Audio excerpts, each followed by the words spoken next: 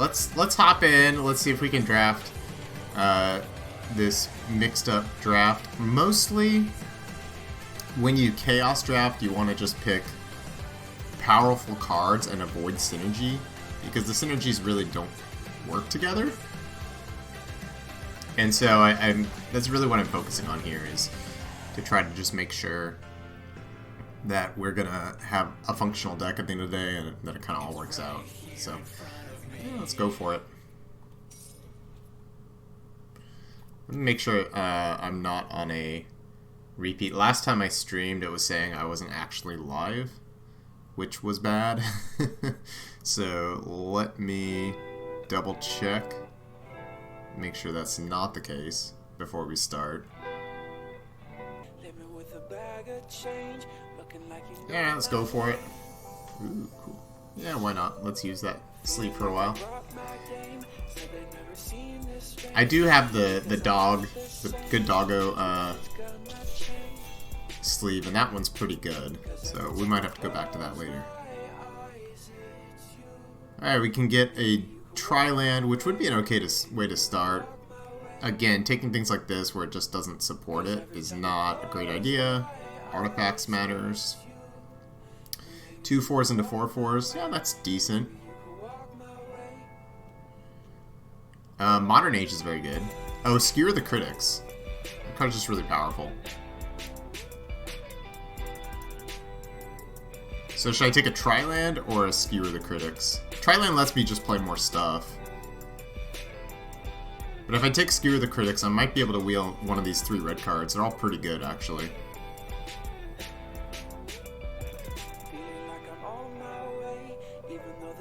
I think I'm going to take Skewer, because, I mean, we don't know if we're going to get multicolor cards.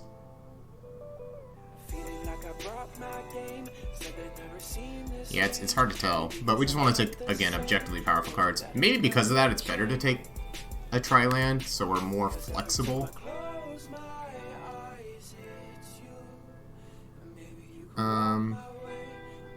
Skymarch Bloodletter is a great card. Urza's Tome, no.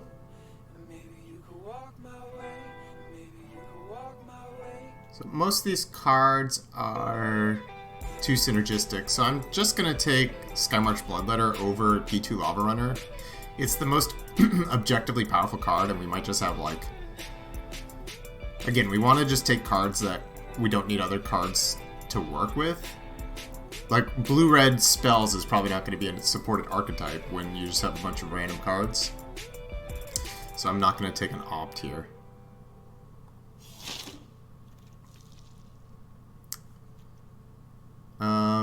Do I want mutate cards? Probably not. But Pouncing Short Shark is pretty strong. But I could just take Grotesque Demise instead. Both these blue cards are really good. So maybe I should take a blue card over Grotesque Demise.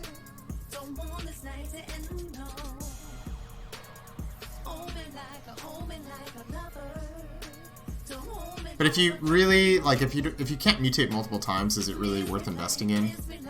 Probably not. Oh, Academy Drake's also super good.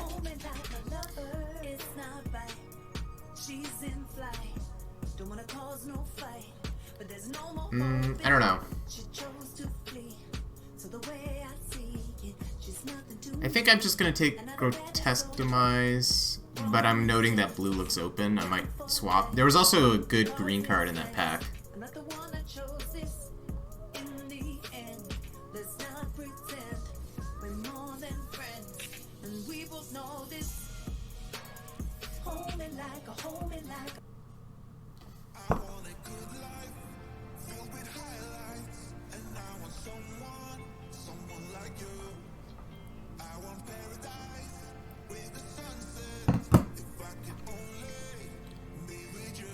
Creature tokens getting shrinked, not great. So, notably, not really great red cards in this pack. Or, sorry, not red cards, blue cards. We were thinking blue cards maybe would be what we want here. 2/2 zombie, maybe. Wrecking Crew's decent. It's just kind of big.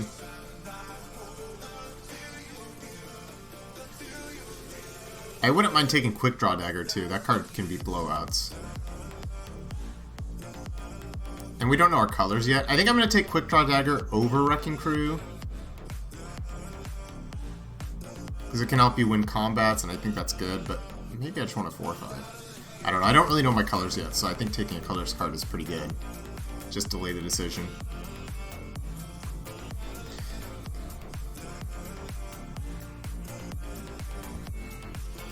Just the back to basics magic here. Alright, how are we doing? 5/5 haste cycling could be great. Probably what we're gonna take.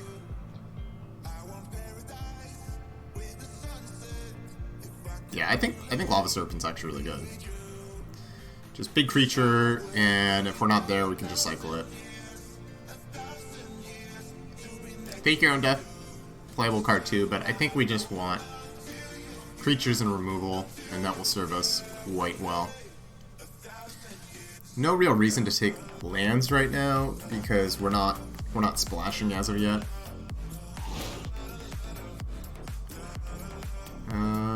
Yeah, decent creature.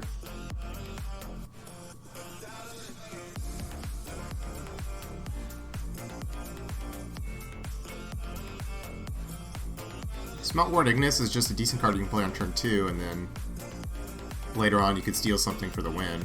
I think it's better than an Onaki Ogre. I have no 2-drops right now also.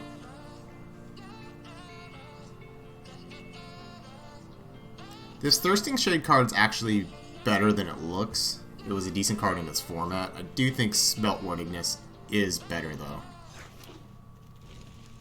Ooh, Maestro's Charm could be a reason to take blue cards, but I think we just take another Skymarch Bloodletter. This card's really good. This pack must have been pretty good. Like, this card's pretty good, this card's pretty good, this card's pretty good. We just have a lot of pretty good cards in the pack.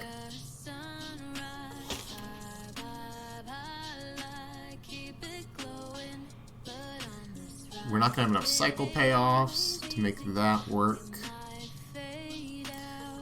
We're not going to have modified creatures, probably.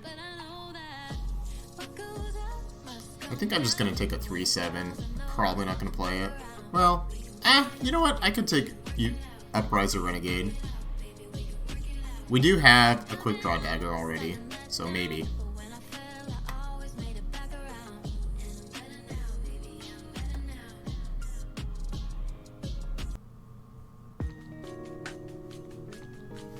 Okay, yeah, so 2 of the red cards did in fact wheel. I don't think Radiating Lightning is what we want to be doing, because we can't control whether or not people are playing X1s. Like, we have no idea if that's going to be a thing. So I think we just take the 4/2. I have some removal, so I might be able to just get the 4/2 through. I could also see hedging on a Windscarred Crag, but I think I like taking the aggressive card. Ooh, a Lava Runner came back. We could end up playing that. Right now we're like mostly red. This deck's looking pretty sweet for a Chaos draft.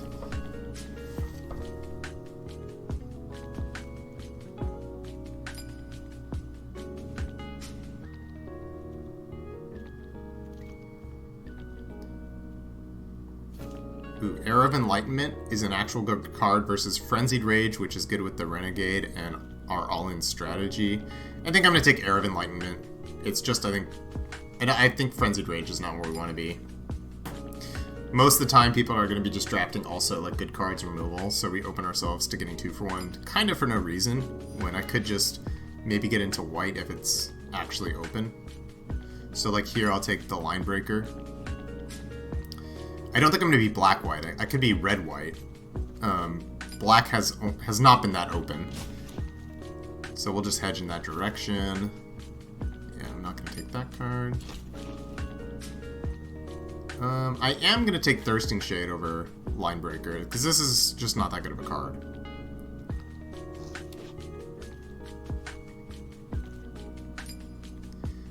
It's kind of cool that we have a saga to go with our Kelvin Warcaller. Alright, a bunch of Artifact Matters cards. Great. There's another Skymarch Bloodletter.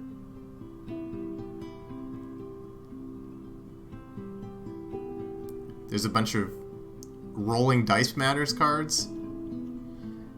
Wolf Rider Saddle's really good, but we're not in green. Artful Takedown also great on the splash. I'm just going to take another Skymarch Bloodletter. This card's just great. Probably not going to wheel much of anything because this pack is weak in it's like shallow in black and red.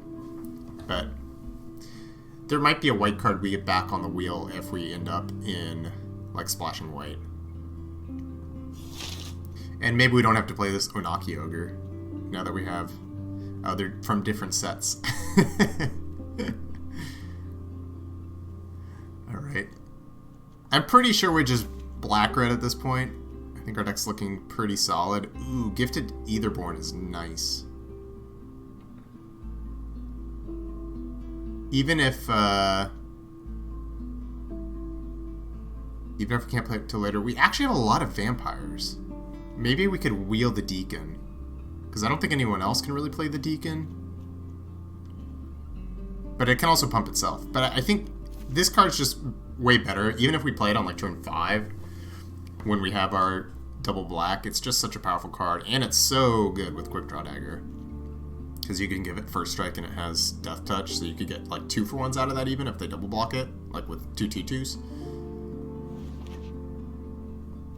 Yeah, our deck is looking pretty good for Chaos Draft. We actually have just a really high power level, so happy with it so far. We don't have Knights. Long Tusk Cub is absurd.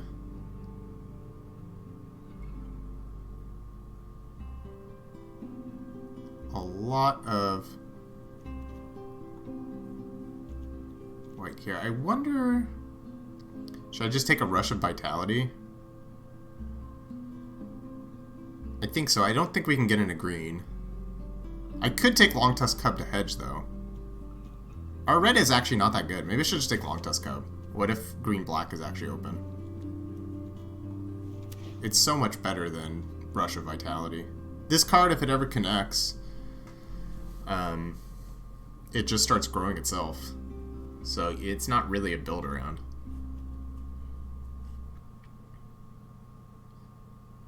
Sword Point Diplomacy, good if we're really aggressive, which we kind of are. Skullduggery, though. Whew! Skullduggery's a nice one. I think that's probably what we're going to take. Helps you win a combat and just keep attacking. And it's funny, I thought I was base red, but now I'm kind of base black. Yeah, I'm going to take Skullduggery over Sword Point Diplomacy. If we're really, really, really, really aggressive, Sword Point Diplomacy can be good, because it's sort of like... you can draw a card and they lose like 6 life, but it kind of gives your opponent way too much control over it. Whereas Skullduggery, you are the one in control. So right now we have 12 creatures and a few spells.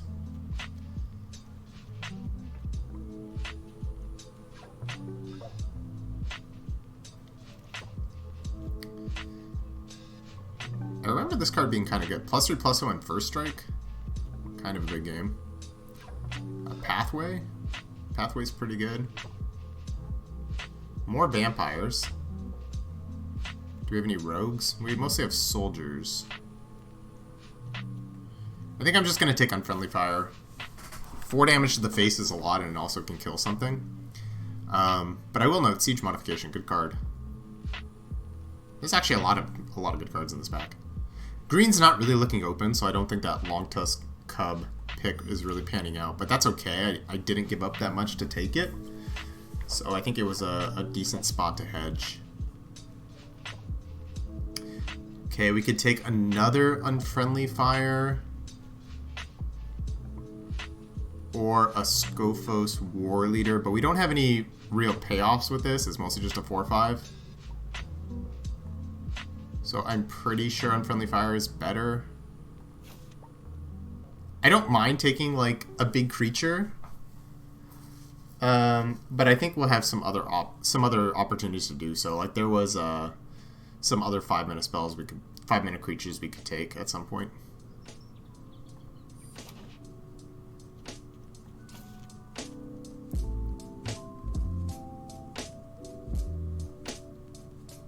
It's funny because this combos with the Scophos War Leader we just passed, but Blood Aspirant actually is just a decent card. It can make things not block, and we can sack medium cards to kill X1s. I think I'll take it with the understanding that I might not be playing it. It's too late to go into any of these other directions. Goblin Javelineer are not exactly what we're doing.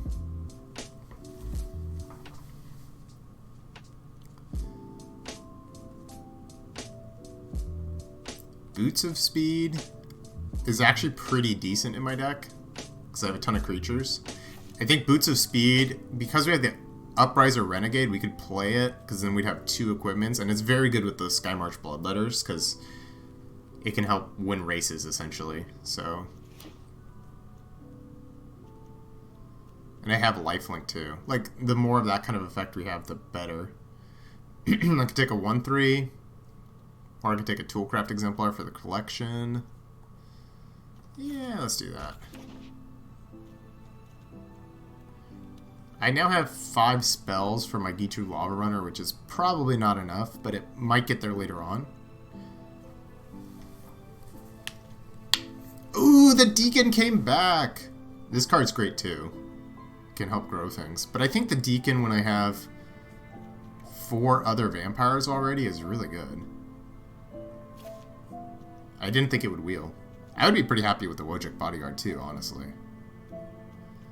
But yeah, pumping our gifted Aetherborns and that kind of stuff is fantastic. Probably not going to play any of these. Maybe Davos Shadow Fugue. I don't think I want a 4/5. I have a lot of 5-drops already and they're all better.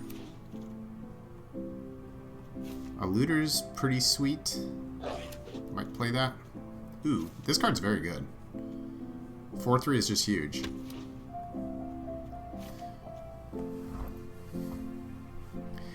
This deck is nice. Honestly, if it was a 2-pack draft, I think we would be fine. But we can obviously improve our deck. Ah, yes, the snow-covered island. That's gonna do a lot of good. Man, we really missed here, huh?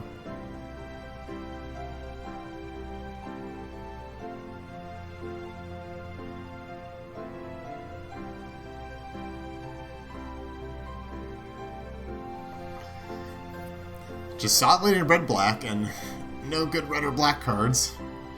There's 1, 2, 3, 4, 5, 6. There's 6 green cards in the pack. The red cards are okay. But I think I'm just going to take the rare for the collection. Nowhere really near any of these cards, and I have mostly a completed deck already. Alright, what do we have? If Near Deadlands is really good. Just a land that lets us kill opposing creatures, why not? Thrill of Possibility could be a card we could play. Learn's not going to do a whole lot, I don't think. Alchemist Gift is definitely playable, but not really what we're going for.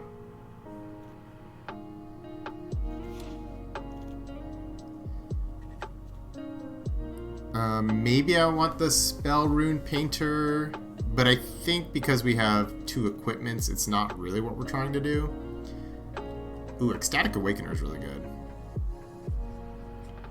But I was also looking at this Voracious Vampire. 2/2 Menace, and it helps us keep attacking with our flyers, and it's another good target for our Deacon. So I guess that's the question. Which one do I want to play? I think I don't have that many combos with the Awakener. It is good with Blood Aspirant, though. I think I kind of want the Vampire count up. That's why I ended up going with that.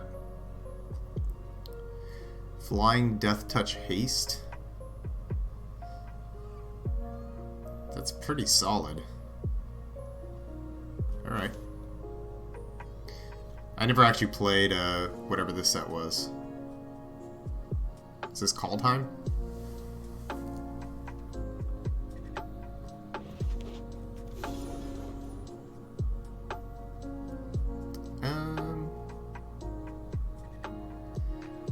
Probably not playing any of these. Do I want a 3-1 lifelink or a potential 3-3? Like I said, probably neither. I think 3-3 is probably better.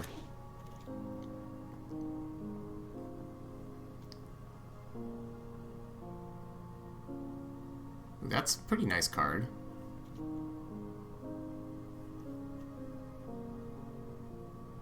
Supernatural Stamina is really strong with all these Skymarch Bloodletters, though. That's probably better than a 4-4.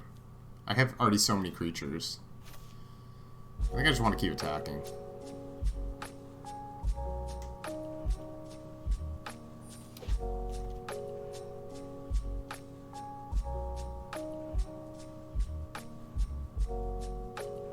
Ooh, we could take this and get the lesson card on the wheel.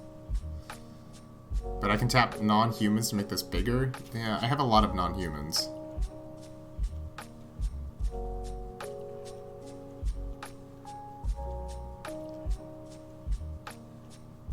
I also happen to have a lot of humans. But I think that'll probably make the cut over some of these other cards. Ooh, Mounted Dread Knight's huge. I think I'm gonna do that.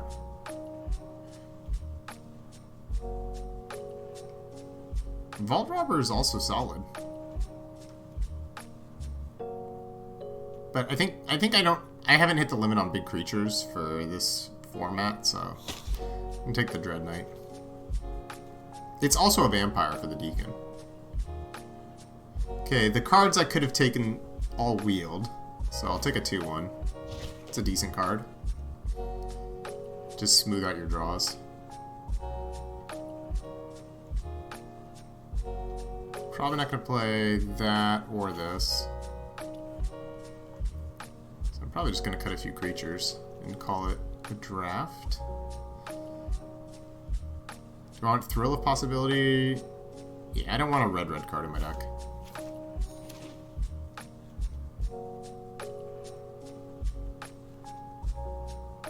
Probably don't want a random 2-2. Ooh, this can combo with the Upriser to get a counter and make it grow. Wow, this came back? I might play that.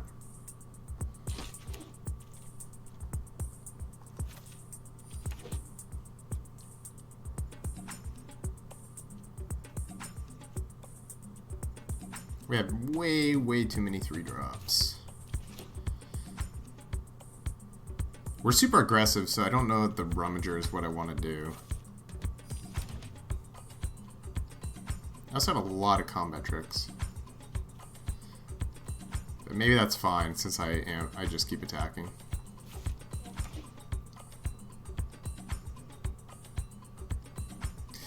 I already have 2 other cards that rummage when they come into play, so I think the Rummager creature is too low impact.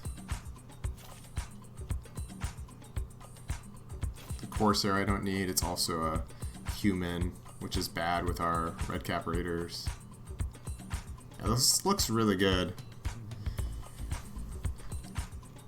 Alright, so right now we're at 16 creatures. So I could cut either a creature or a spell. I think given all my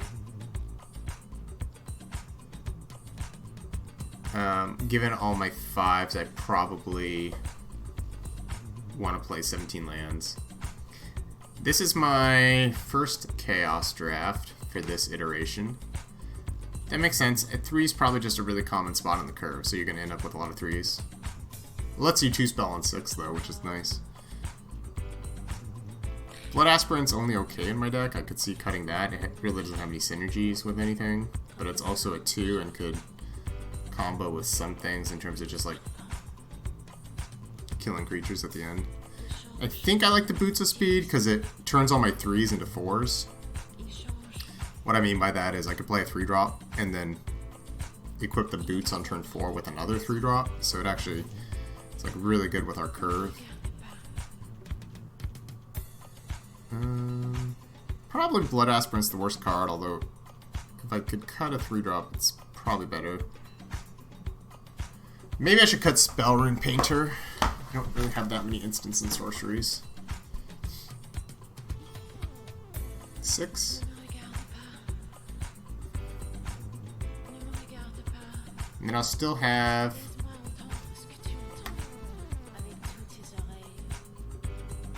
quite a good number.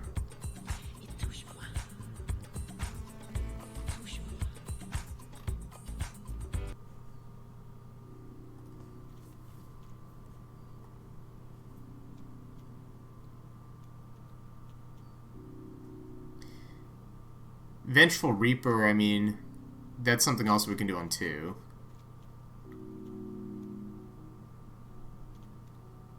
I think, yeah, I just have too many 3-drops. I probably just need to cut this. I'd rather get on board, even if Blood Aspirant's not exactly exciting, it's something. I think it's still better than Keldon Warcaller.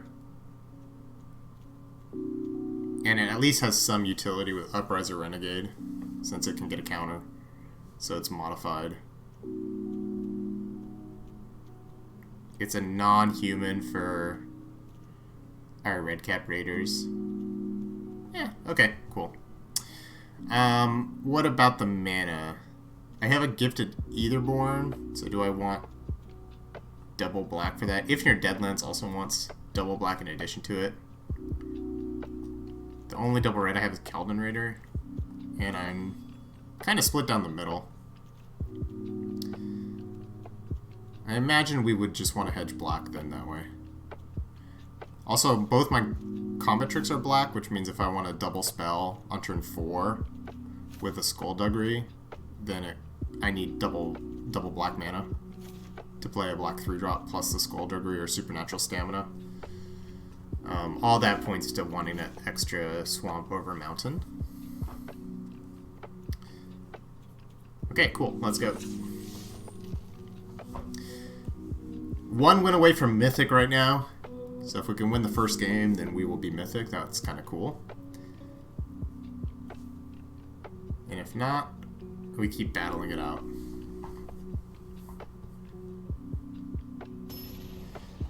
Good morning, Wuja. How's it going?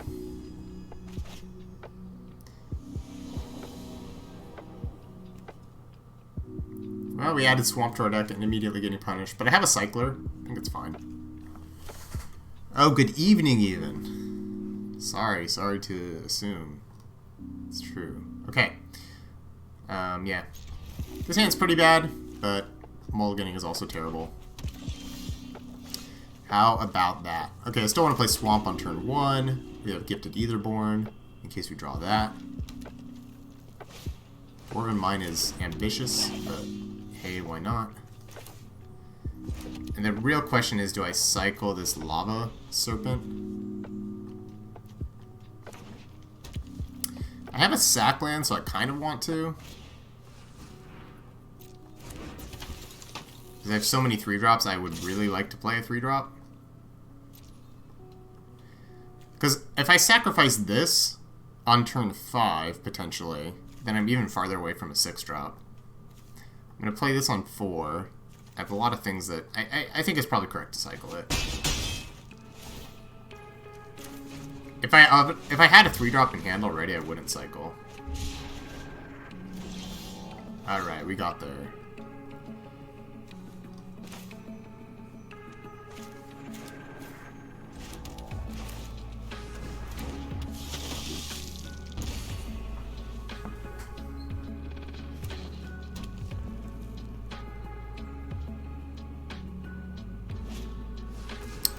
That sucks. Wow, I'm getting destroyed.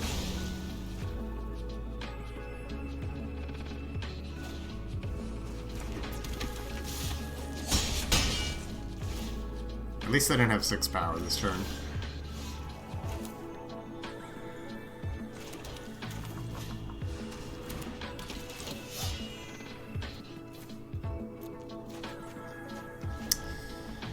Alright.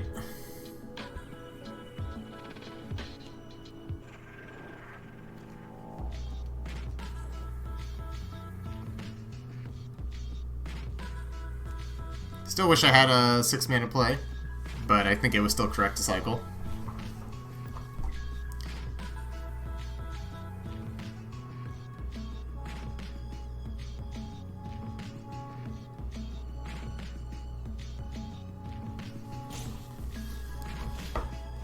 Stop!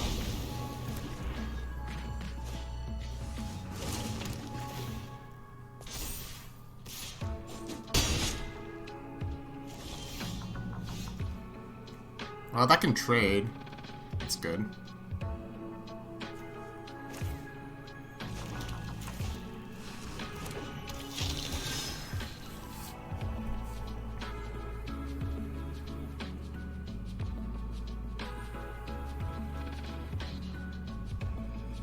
I guess if they Ronin me, do I just eat the Ronin? Or do I... Oh, this is trample. Because of this.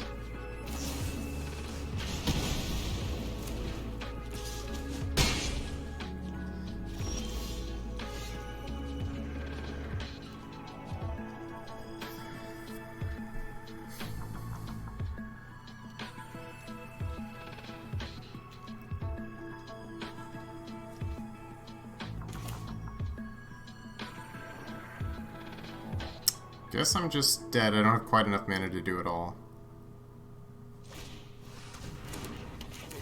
Because that has trample. They had a pretty good curve out.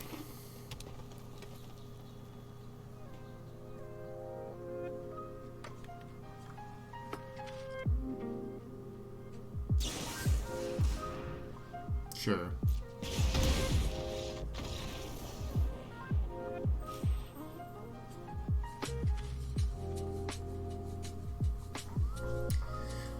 That's alright. Game 1.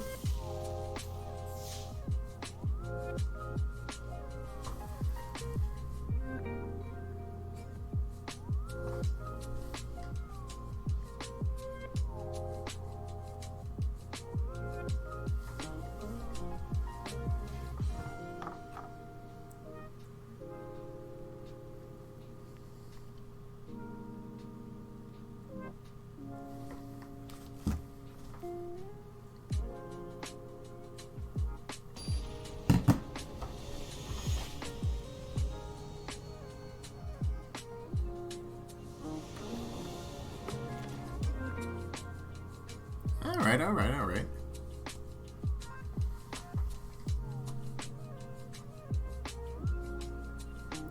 Look at our Vampire Tribal deck, just coming together.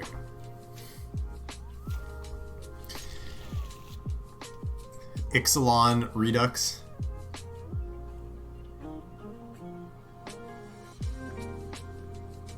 This sleeve is pretty cool. And unlike the basic lands, you can actually default it. I'm still waiting for the day when we can set our basic lands on Arena.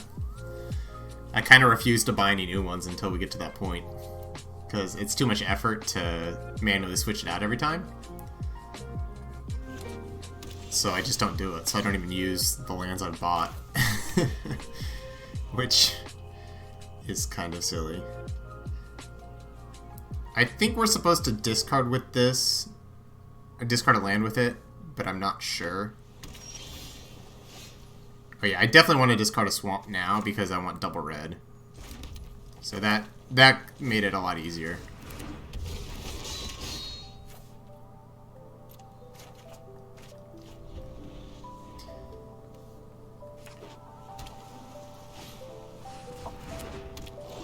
When it attacks, -2/-0, or it can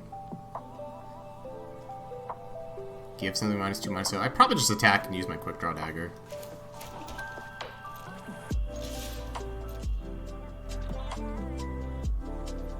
And then if they don't block, I can play a Skymarch Bloodletter.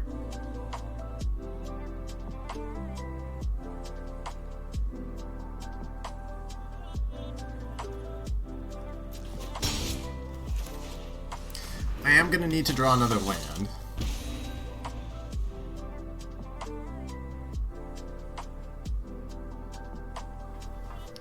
But this swamp wouldn't even have been really the land I wanted anyways, so I think it's fine to have discarded it. They're probably stuck on their colors. There's almost no chance they're mono blue.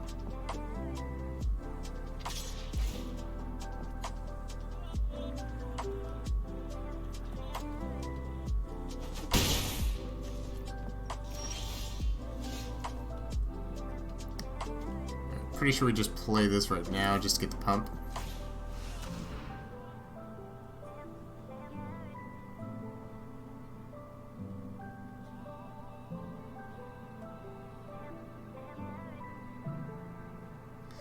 It's like maybe they're thinking about a counter or bounce spell.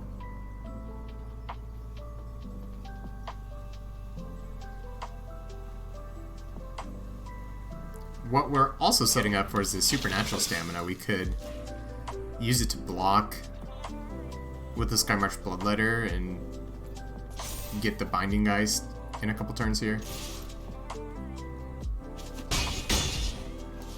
Though right now we're winning the race anyways, which is pretty good. Okay, well that probably unlocks their hand pretty nicely.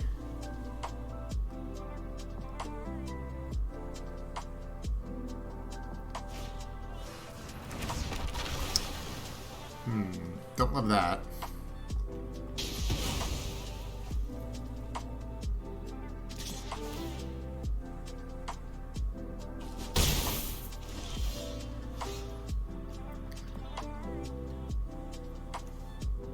So do I want to be... I mean, I could block and then try and quick draw dagger.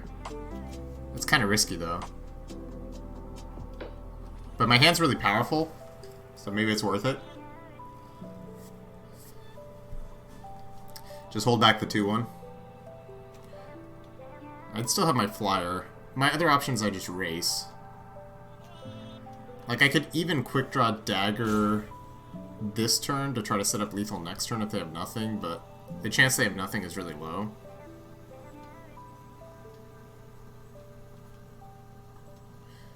If they somehow just lock this down, though, and I waste my whole turn, it's pretty bad for me, and I'm still winning the race. I think I probably should just attack. And I think I'm just going to quick draw dagger.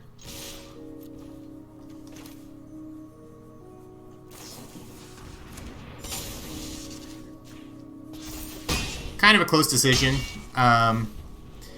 If I want to play defensively or aggressively there.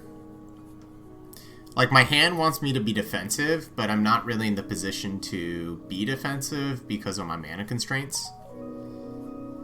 So I have a lot of, like, cards I could play eventually. But the fact that I'm already winning the race and I can maybe make the game go short benefits me, and Binding Geist is better in a longer game anyways after it trades. So even though it kind of looks like I want to wait and deploy my hand, I could still maybe just end the game before all that matters.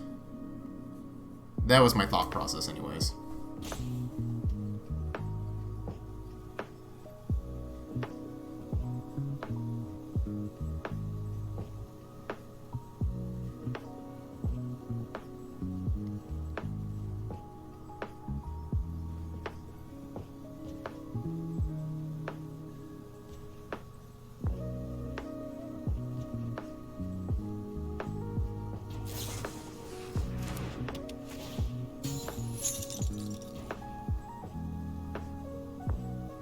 That's fine.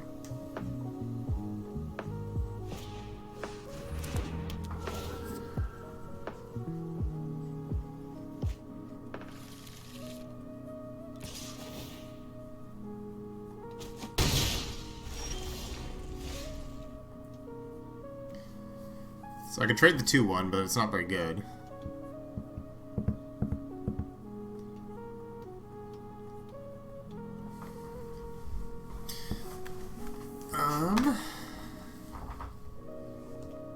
Probably just play a 4-3 and pass.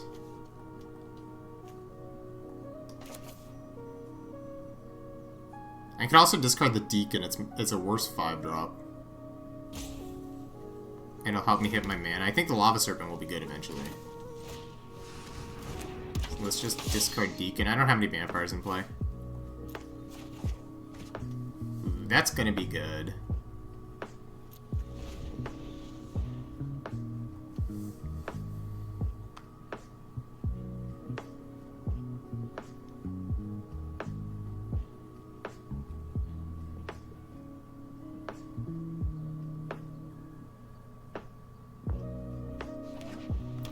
If I'm able to connect next turn and play 5/4.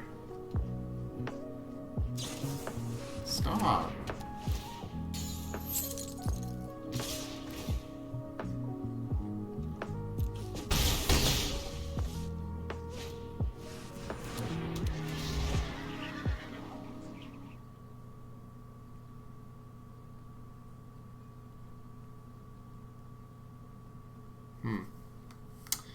I'm in trouble.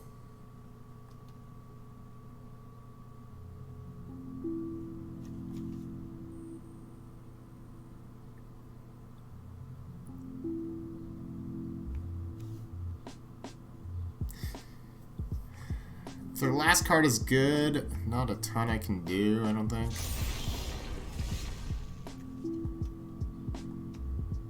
If I attack here, I can Supernatural Stamina if they block, and if they don't block, I can play 5/4.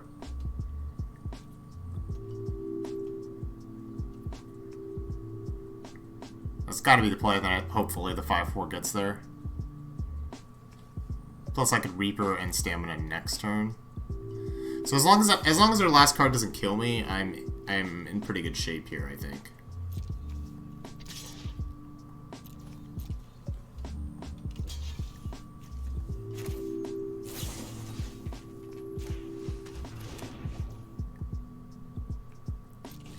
Alright, that kind of changes my plan.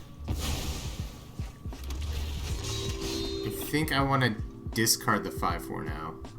So it'll let me hopefully play a 5/5 haste next turn.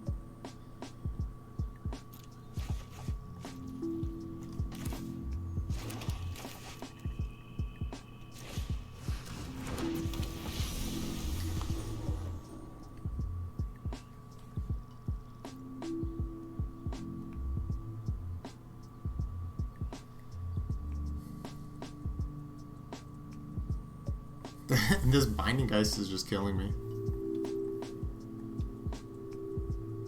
If somehow they can get rid of my Reaper this turn, and they tap with both and put me to 2, that actually might work out well for me, because then I would have lethal on board. Or lethal with the Lava Serpent. So in some ways I almost want them to be able to tap down the Vengeful Reaper. Ooh, but not like that.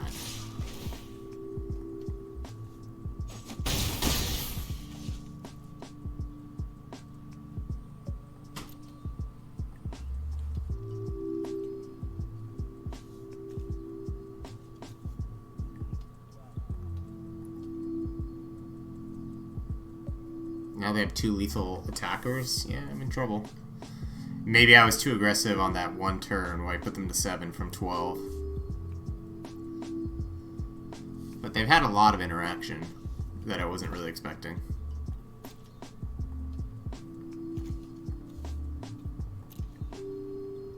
So maybe that was bad.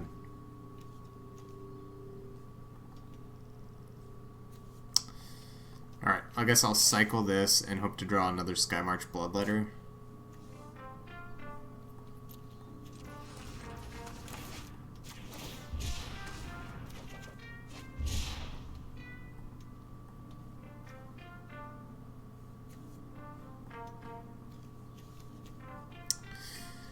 Well,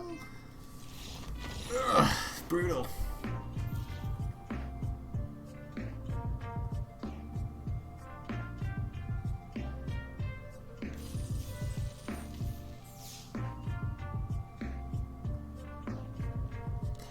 That would have been a nice one where my, if I had drawn a Blood Aspirant.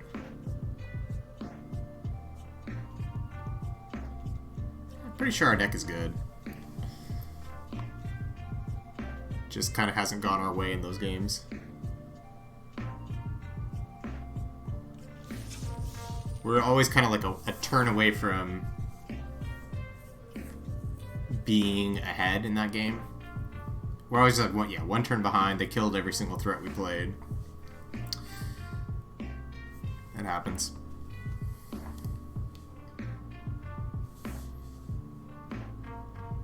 That's one of those ones where it's like, I think it almost came down to the die roll, you know?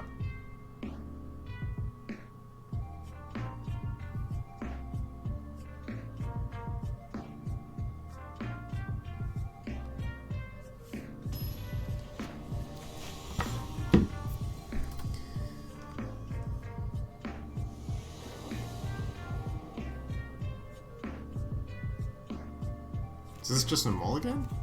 I do have a Grotesque Demise, which buys me time. I guess I have the Renegade plus Quick Draw Dagger combo, so probably not a mulligan. It only counts others, so I do need to keep that in mind. This card's already kind of a mulligan.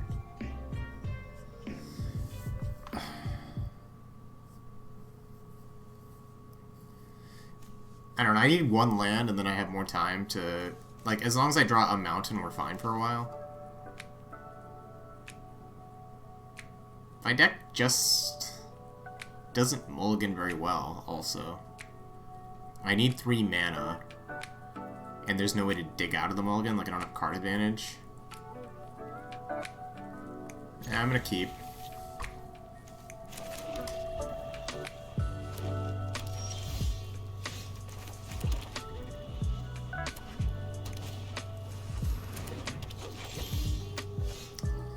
Alright, I think our draft was doomed from the start.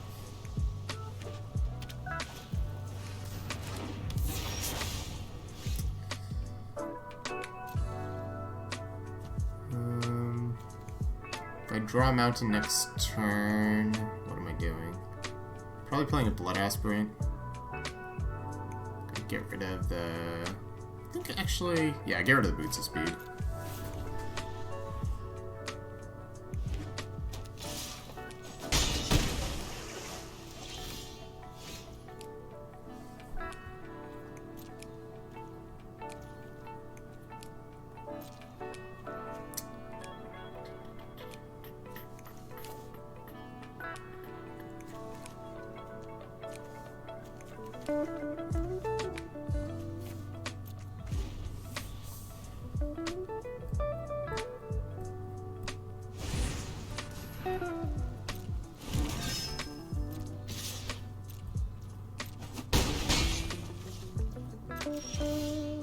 Ooh, that's a good one. So you're saying there's a chance.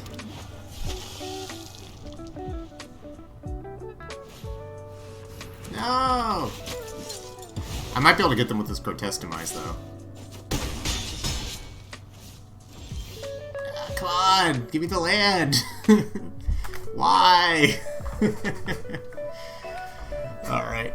I can't remember. I don't think I know when the last time I 0-3'd was. Whatever. It happens. I just had awkward draws 3 games in a row. Oh yeah. Give us that beautiful 1-pack. Oh, an Ixalan pack. Nice. Alright, well, we did our Chaos Draft. I figured I would probably just do 1. And yeah, that's enough of that. Let's do a real format now.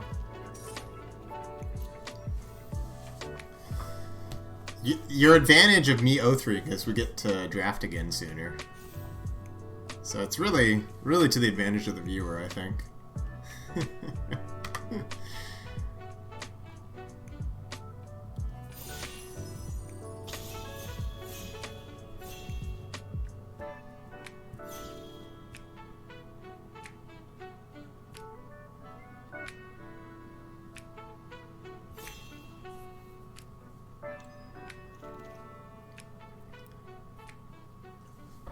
Alright, our options here are Given Cavalier, Talus Lookout, or Phyrexian Rager.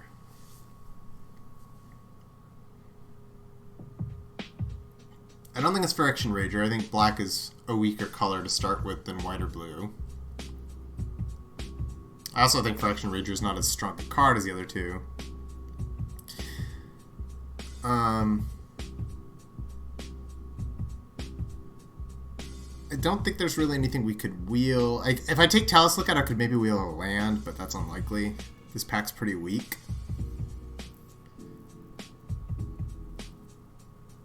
But I think our Giving Cavalier is a little stronger of a first pick because it goes in more directions. The problem with Talus Lookout is if you end up in like the Tolarian Terror route, it's not even that good. Whereas our Giving Cavalier is kind of the core to all the white decks. But I think that pick's pretty close. I think either is a defensible pick. Could also, if you really like Domain, you could start with a land there, but not really what I want to do.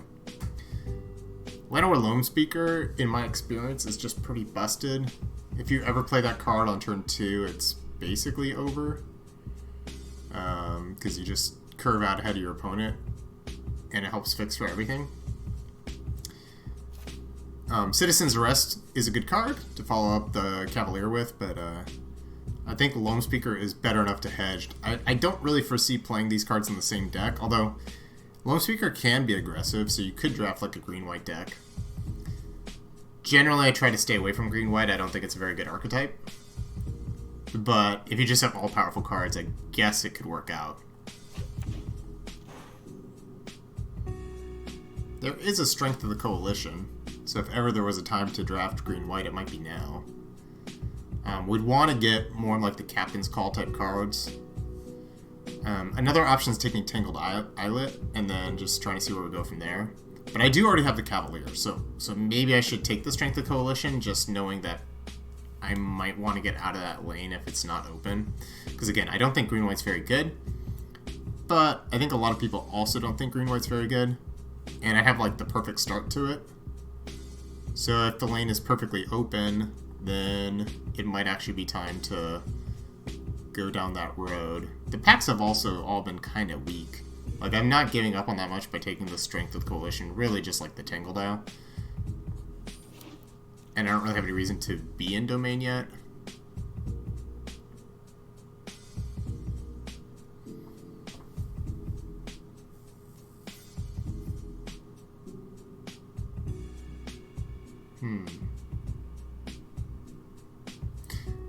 So this is kind of interesting. I could hedge with a Baird.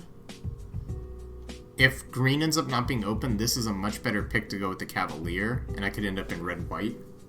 I might be able to wheel the Heroic Charge, or... You know, the Juniper Order Root Weaver is really bad except in white-green. It probably won't wheel because this pack is kind of weak, but maybe could wheel if people want to take, like, Battle Rage Blessing and Broken Wings over it. So I think I'm going to take Baird and then sort of see what comes back. And it's not even really because I'm going to play Baird, but it's more because if green is not open, I could see Baird being better. Alright, 6-pick Aaron Benalia's Ruin. It's the best card in the pack. Again, I don't have a strong direction yet. There's not any good green cards in this pack. It sort of seems like Domain has been being cut, but there happen to be still lands in the pack. There was a Tangled Isle in the last pack, so I wonder if the powerful Domain cards are being picked, but the lands are still here. But if that's the case, then an aggressive white deck might still be on the table. I'm going to take Aaron and keep my options open.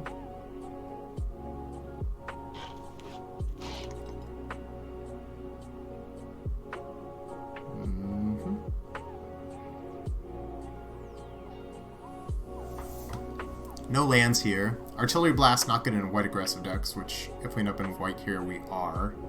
Tough draft, tough draft. So that means I'm taking one of the red cards, I think. So it's either Coalition Warbrute or Flowstone Infusion.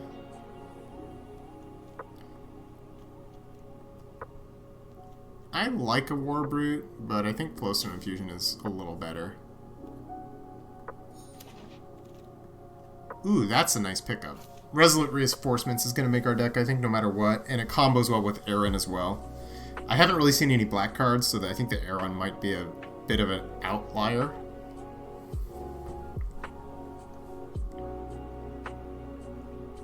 And there happens to be, like, more red cards. So I think we're going to end up in red-white if I had to guess right now.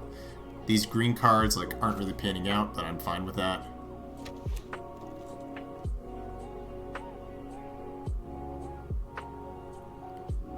Alright. These cards are fine. I could take a Geothermal Bog to maybe splash air in. And, any black kickers on white cards.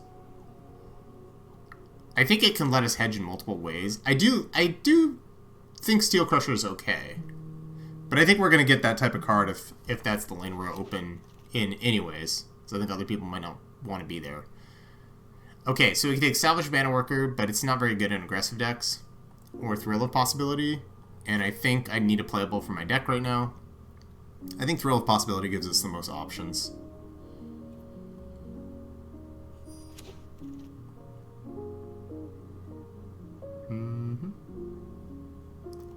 Relic of Legends might actually be decent in this deck.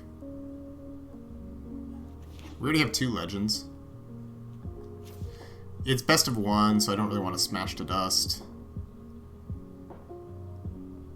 You know, I could play a Toxic Abomination. I'm not going to be playing a Bioshino Branch Rider. Okay, so we didn't wheel either of the white cards. Which is kind of interesting. Wow, Flowstone Kavu came back. So red definitely looks open. So the question is, are we red-white or red-black? Generally, red-black, not really a place you want to be. But if we can get... Well, I didn't even wield the 2-3 Menace in black-red. So we're in a kind of an awkward spot. It's interesting because Llanowar Loam Speaker's in the pack. I could take that and play both, be more red-green. If I was going to do that, I should have taken the Branch Rider. My other option is taking the Keldon Strike team. I mean, green just wasn't open in pack 1, so I just don't see red-green tricks as being the place to be. I think I need playables right now. Maybe take this and hope the Faith Binder comes back. I mean, Dragon Whelp would be excellent too, but I don't think that's going to happen. Ooh, another Aeron. So this is... Oh. I think it's just Cavalier, though. And then we kind of have all the tokens. So at that point, we're red-white, and we really want mass pump spells. But yeah, Cavalier's great here.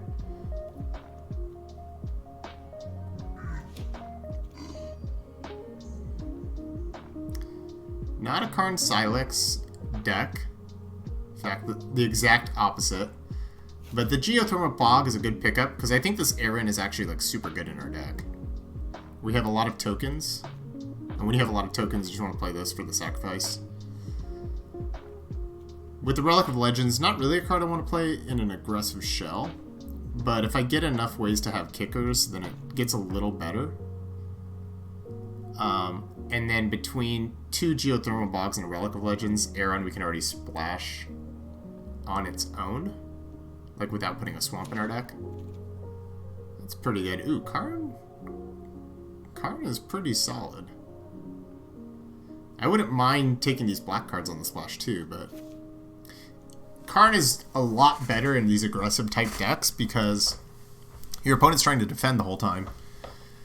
And then you just play a Karn and you start ticking up, and then now they have to do something about it. So that's pretty nice. For how bad our draft started, we're doing all right. Piece by piece, our victory will come together. Ooh, is this a Yosha declares war time? Karn and Yosha declares war is a combo. It's a lot of artifacts. Kill. Yeah, I think it's time. I don't think it's gonna wheel. This already picked 5. Silver Scrutiny definitely should not be in the bag. Makes Relic of Legends a little better too if we're playing Yosha declares war. There's so many Battlefly swarms.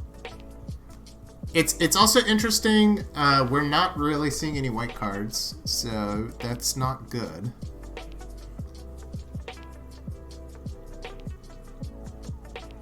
But there's also not really any other cards we could take. I'm just going to take this for my gems.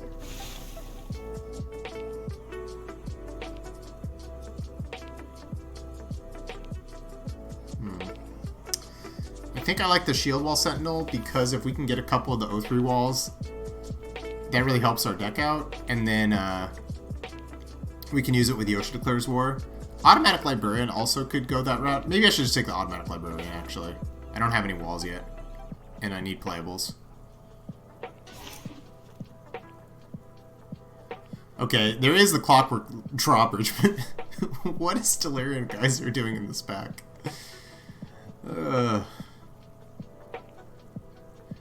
I'm really happy to pick up a 2-drop here, though. It would be nice to get the Clockwork Drawbridge.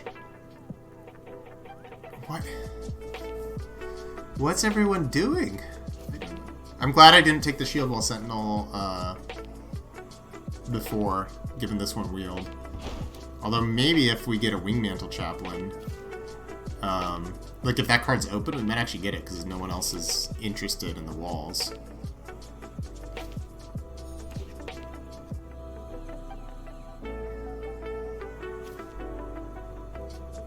Yeah, I'm not going to splash a Battle Wave. This card's actually okay. Yeah, we did it! Okay, okay. Woo! Double Planeswalker deck! Wah, wah, wah!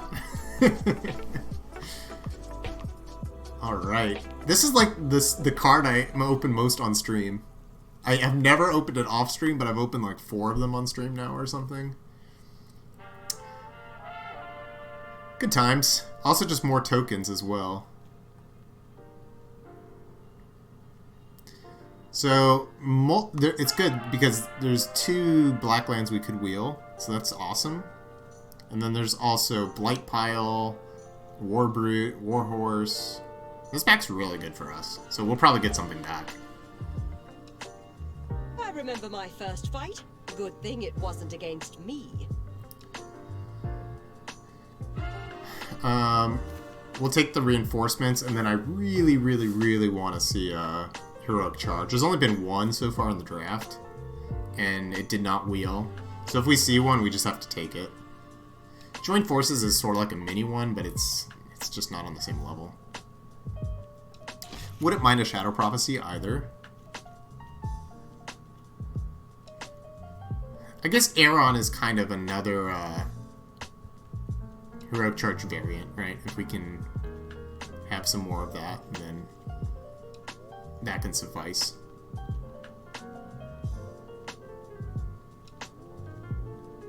I guess I have a Charismatic Vanguard too. Our Power Stones can pump our... We can use the Power Stones to use it for mana on our abilities. So Charismatic Vanguard gains a little bit of utility at that point.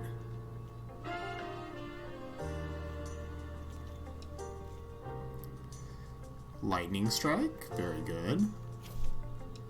Wouldn't mind our Gaven Phalanx, that's a good payoff for all our creatures, but the removal's definitely better. We're pretty light on removal at this point. Like, we're definitely missing a Destroy Evil for this deck, but we just haven't seen one. It would have been tough if there was a Heroic Charge and Lightning Strike in the same pack. Like, you still probably just take Strike. But that would have been kind of a tough choice had that been in the pack. Well, speak of the devil. I have a Drawbridge and 2 Sentinels. I think the Chaplain is better than the Heroic Charge. It's kind of tricky because I do really want the charge, but like I said, Aeron and Charismatic Vanguard can do a Heroic Charge impression. Alice Ilcore is really good. Maybe if I take this and I have this many tokens, then I can splash it, and also maybe just play a swamp. The Relic of Legends, like, super good at that point. Also, I have 3 legends for it. The Secret Peaks would be nice, the Argivian Phalanx would be nice, but this card just lets us go wide with our tokens and basically chump attack for the win. Jeez! Knight of Dawn's Light, 6 pick? I'd be happy with the Ocean Declares War, honestly, but I'm not going to meme over the insane 2-drop. Oh, wow. Okay, so I think we want Geothermal Bog over Sacred Peaks, because then we don't have to play a swamp. Or we don't have to play as many swamps, maybe just one. I might wheel another one, too. Oh, there's the Heroic Charge! Wow, our deck really came together.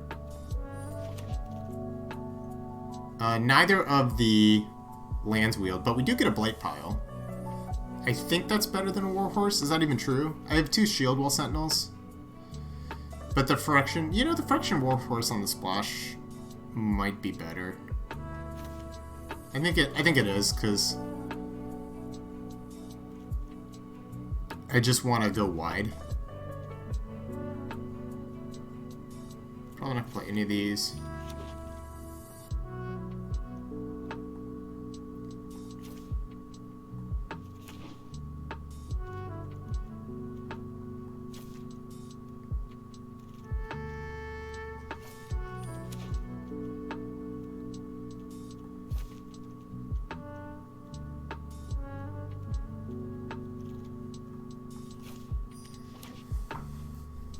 Okay, cool. We got there in the end.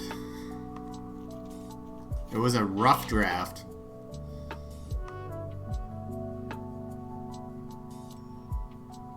I have a ton of 2-drops, so I really don't want to play an Inscribed Tablet. I have 4 walls total, but that's still fine. It makes our Yosha Declares War better. I need to make... I'll probably just cut like Thrill of Possibility. Maybe the Warhorse. It is good, but I have enough other ways to pay off the tokens. So I don't really need... It would be my only 5-drop, though. So maybe I want to keep it. I could cut a land, because I only have 1 5-drop and I'm playing the... Do I even want to play Relic of Legends? I could play a land instead of the Relic.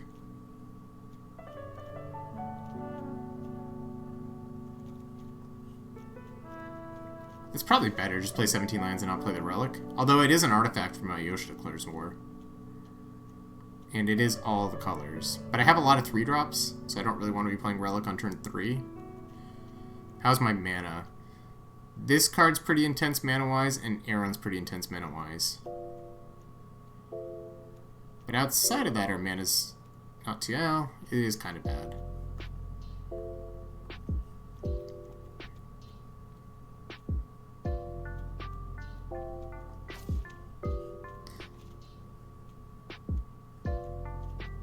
Not sure what else we would even cut.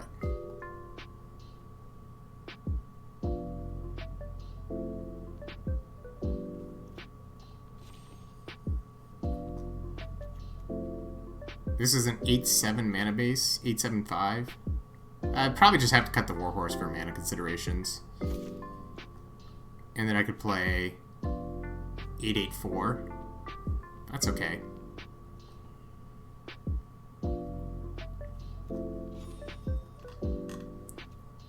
It'd be better if I could play the Relic of Legends, but I don't know if it's worth... I don't know if it's worth it.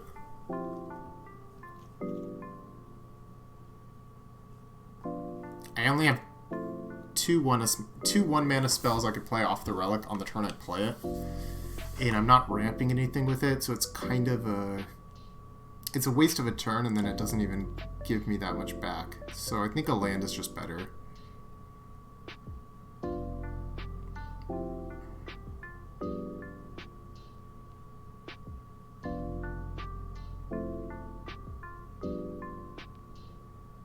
Yeah, I think this looks good. Alright. We're playing how many creatures? 17 creatures. Nice. 17 creatures, heroic charge, wingmantle chaplain, token dot deck. Pretty cool, pretty cool, pretty cool.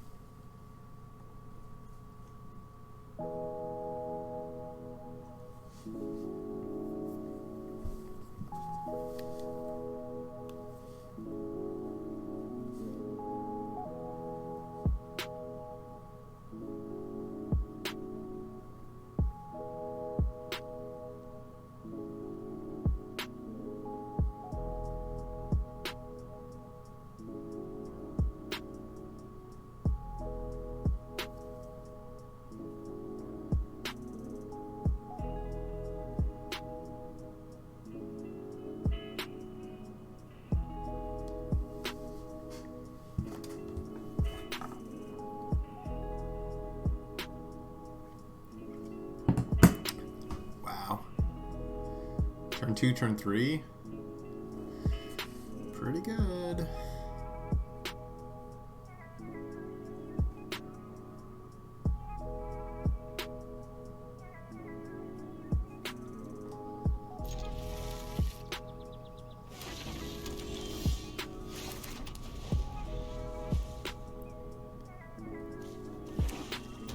This is not the mix-up draft. We 03 to mix-up draft. I should update my title, sorry.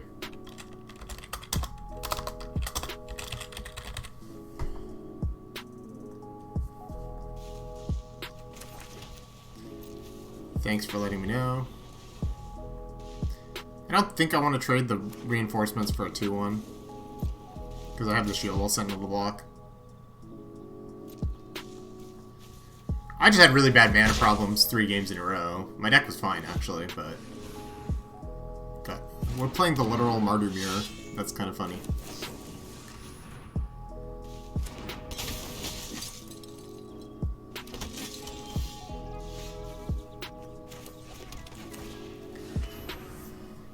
I don't hate the mixed-up draft, but I figured I was going to play one, see how it goes. I'm not a big proponent of chaos drafts. Okay, that seemed like a bad cut down because the Splatter Goblin... I guess actually it makes a little bit of sense because it lets them attack for 4. Yeah, it's bombs and removal, which again is not very interesting. I'm gonna take 4 and then play a Shield Wall Sentinel because that can block. Ooh.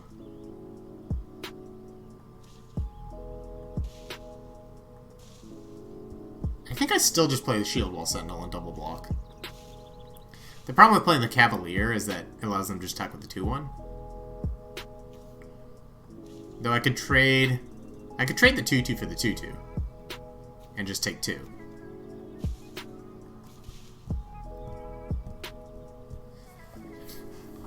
However, if I Shield Wall Sentinel and double block, next turn I can Sentinel and play an 0-3, and then they basically can't attack.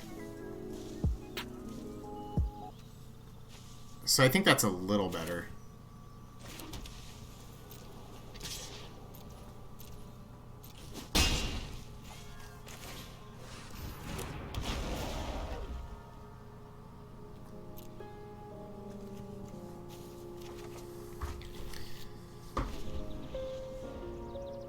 And then we might be able to play 2 3-drops on turn 6.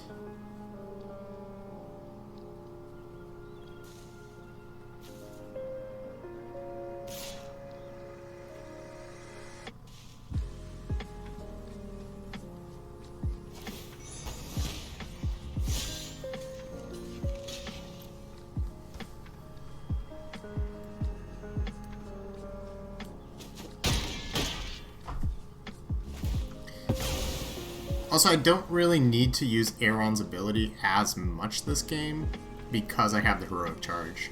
So sacking my board to pump my team is not that useful when I already have a Mass Pump spell.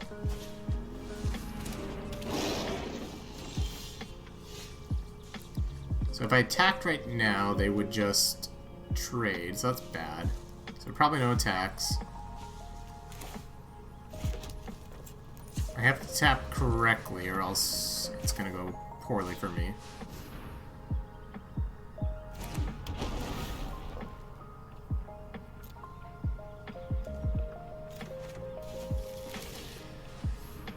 And then next turn, I can actually trade for the Kabu. I think this turn I have to take the damage.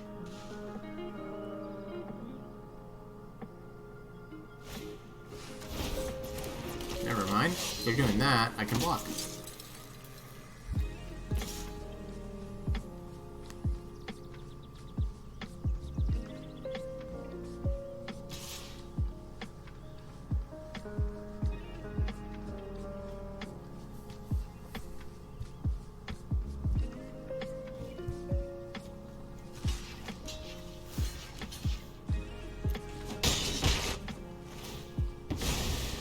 Suppose they do get their scry.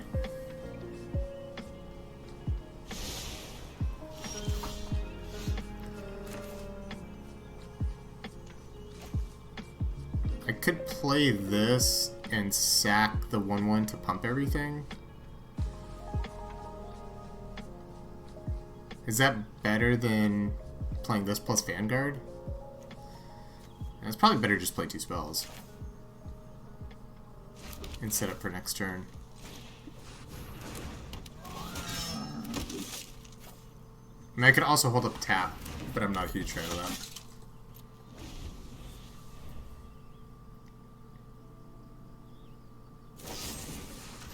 Okay.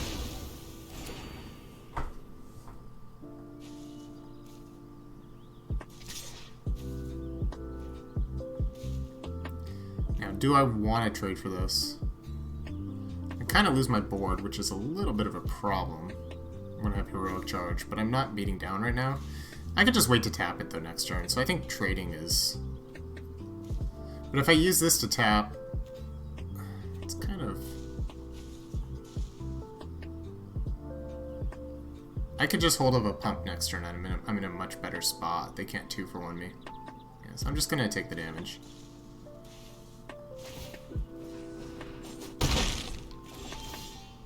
Ooh, that's a good draw.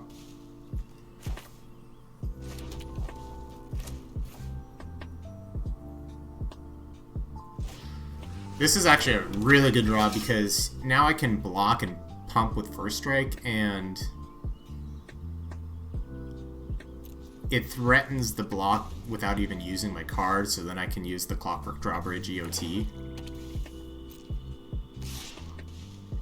Like here, what I can do is block like this in case it can kill the knight.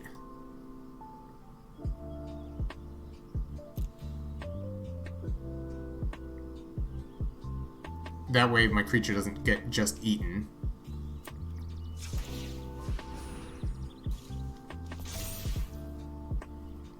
Or I can... I also am fine with them chump attacking.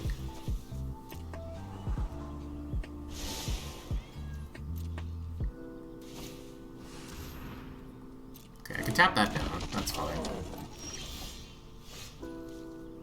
Ooh, I can do both?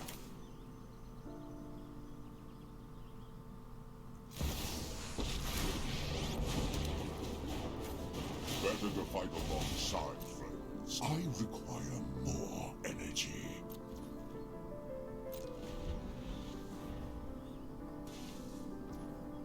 Okay, let's tap that. And looking pretty good here. Ooh, that's another good one. We're just gonna go up to the ultimate. The Thran still have secrets to uncover. No real reason to attack when we have a Planeswalker we're protecting.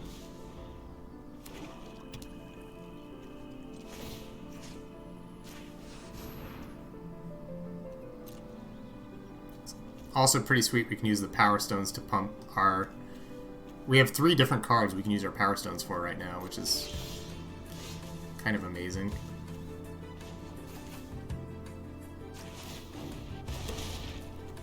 We could actually just kill the 5/5 next turn.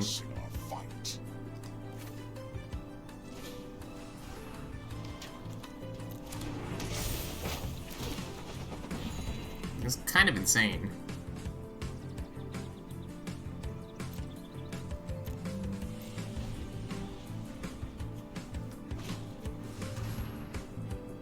It's kind of annoying.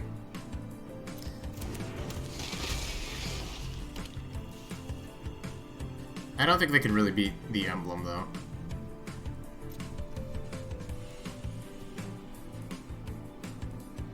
Oh, I accidentally let them attack here.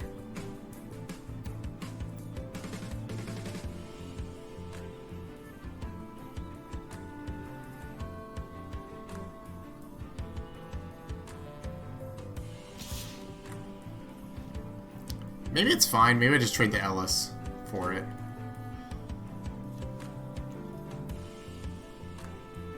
Because then I can kill, like, if I kill this with the Yoshi Declares War, they get to draw a card anyways. So this way I could just kill the Gibbering Barricade.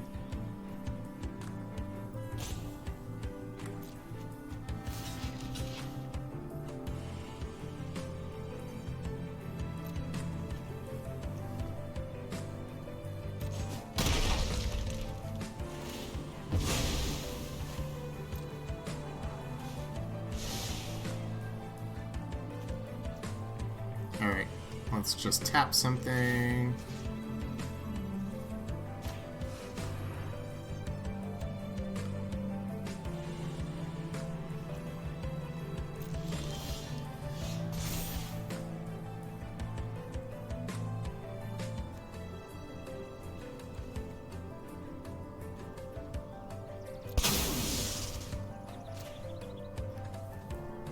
I'm just gonna ultimate. I don't really see how they beat it.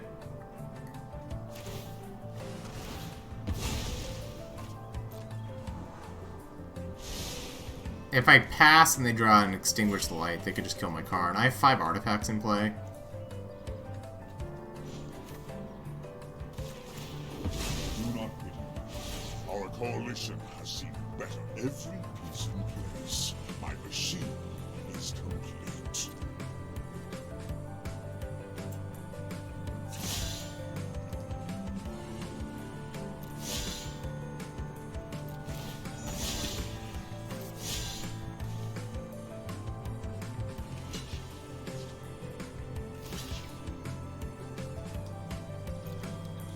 I think I just ping one, right?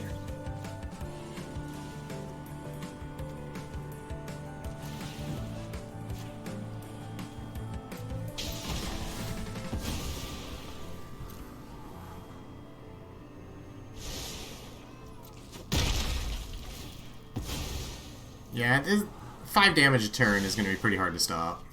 I have 5 artifacts. And even if they can get rid of my board, I still have the 3 power stones. Oh, nice. See, that they would have done that and gotten rid of the card, so I'm glad we just ultimated now.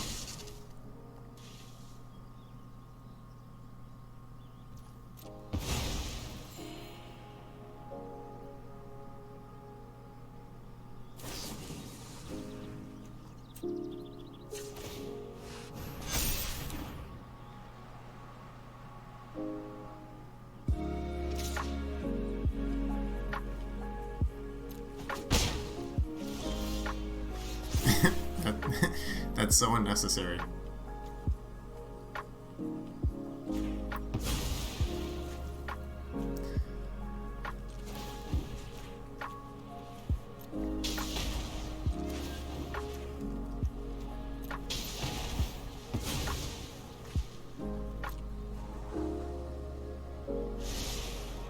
I mean, I should probably do it.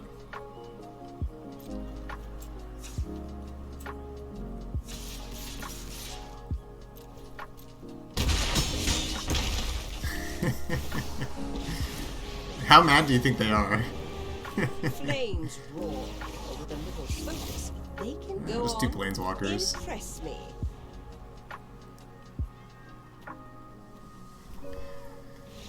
Alright. That was pretty sweet.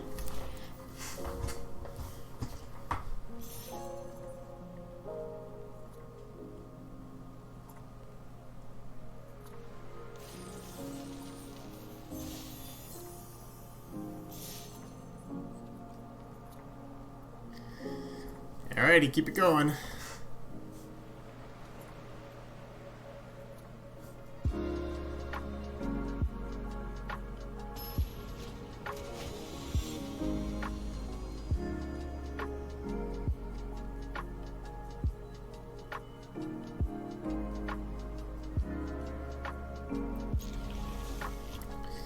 We do need a land here. Otherwise our hand is pretty bad, but looks like we got there. Nice. Probably lightning striking any 2-drop we see.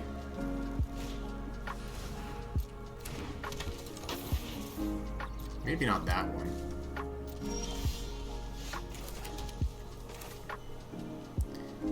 I basically don't want lands right now. I think I'm gonna, well, I can keep the bog. It gives me the black mana and it lets me kick the strike team. So I think actually that one's worth keeping. If they were 2 basics, I think I would bottom both.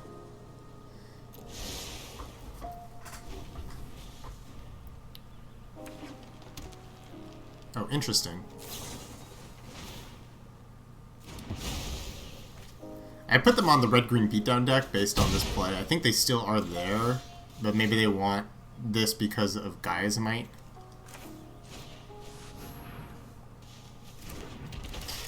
If they end up just 1-for-1ing every single time and keep dealing me 3 with the amplifier, at least they're not clearing the way when they have more creatures in play.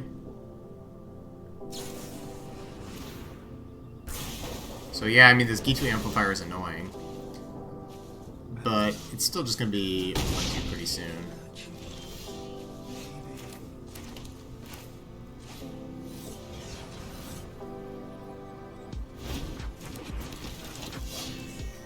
I didn't really fear an Essence Scatter in this spot because of their green mana.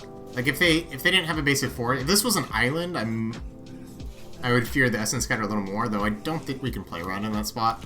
I think playing Knight of Dawn's Light into that anyways is kind of bad. Okay, they're just more domain than I thought. It's kind of weird, but okay.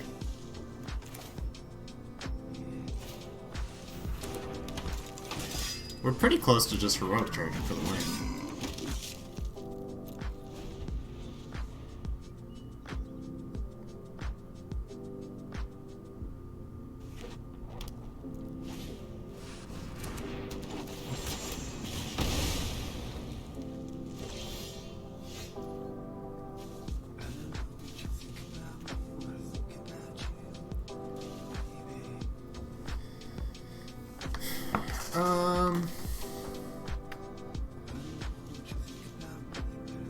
I attack with everything right now. 3 get through, we deal 9.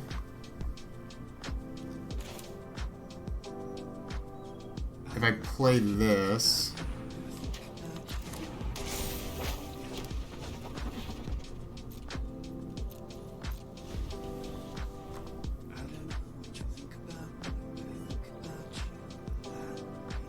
They can't play an X1 this turn. But also I can't kill anything. If they get too aggressive here, I can maybe just kill them on the backswing, which is nice.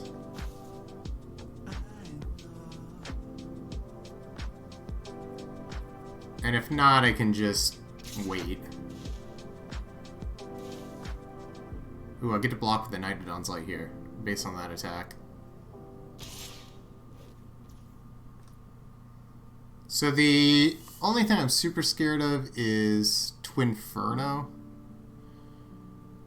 They'd have to have Twinferno plus Pump Spell.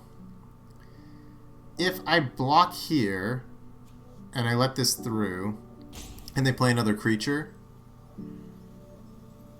then I'm going to have to Lightning Strike this in response to a Pump Spell. If they play another creature, and I have 1, 2, 3, 4, 5...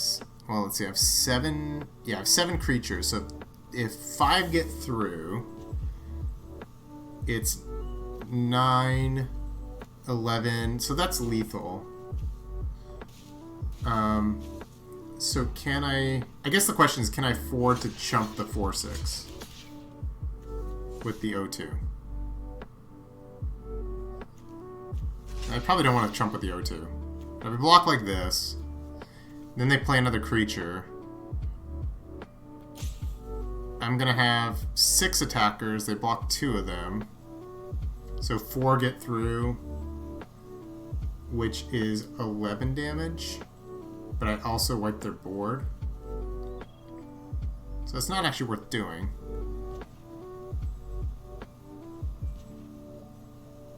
That's assuming I can't lightning strike their blocker, though. Because they're going to try to pump this. So maybe I want to do that just to be safe.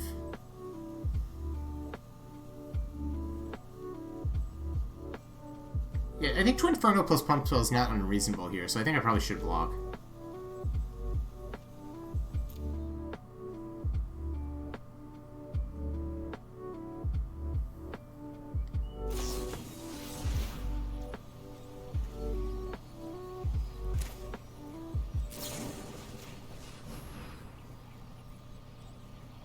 Do they have another one?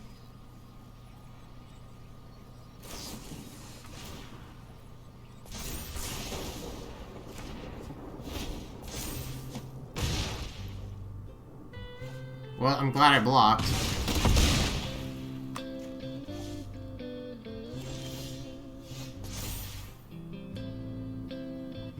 They can block.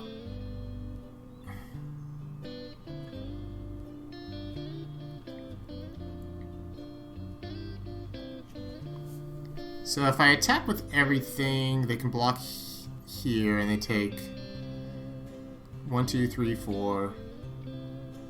They take 4 plus 12, 16.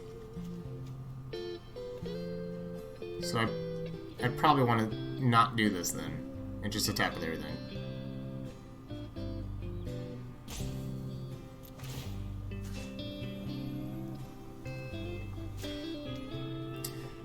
Alright, I guess let's just go for it.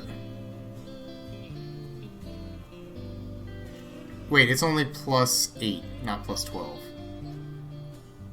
So 4 plus 8 is 12. So that's not good enough. So I should wait until next turn is what we're saying.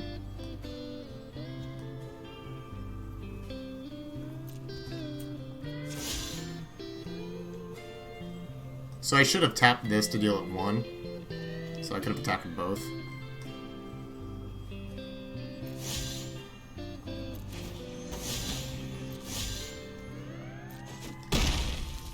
Alright. This will help me next turn. Hopefully attack with everything.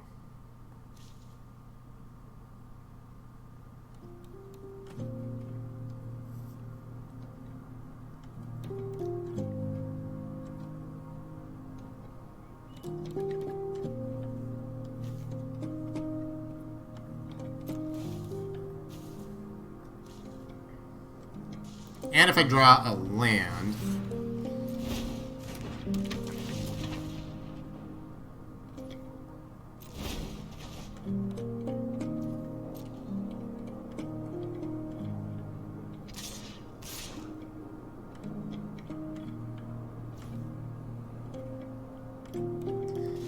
Alright, so if I draw a land and I block, then they can block my 2 biggest things, and I'm trampling for...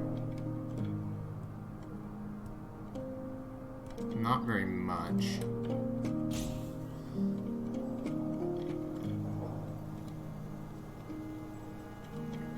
It'll be 4, 9, 12 damage.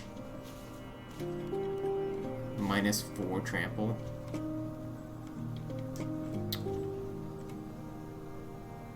But I don't have much of a better option.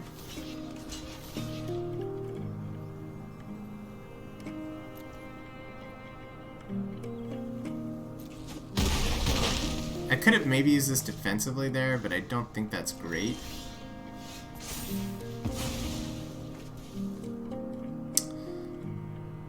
I just have to attack with everything and hope they mess up, I think. But they're probably just going to block. I don't really have an option, though.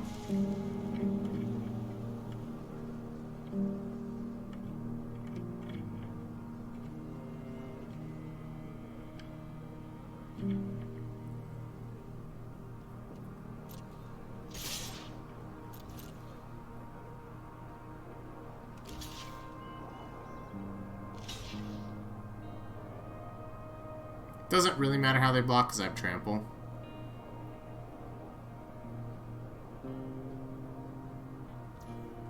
Yeah, it's just not good enough, unfortunately.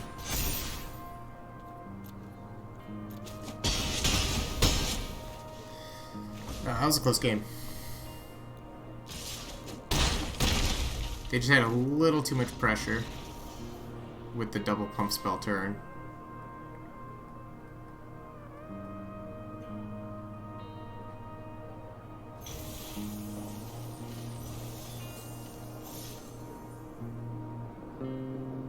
When those beatdown decks do have that like perfect draw of like creature removal, creature pump, it's like really hard to beat.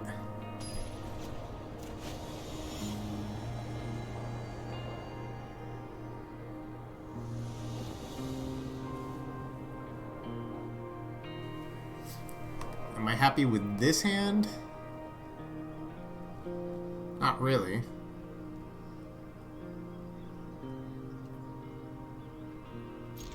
But I have a turn 3 Kabu. If they play an X1, then this hand gets obviously way better.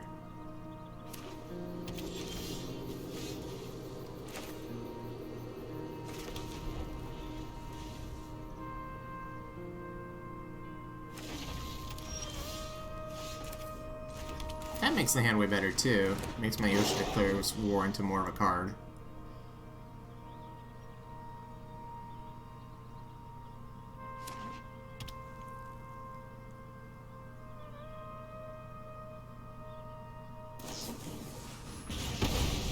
All my creatures die every time I play them today. I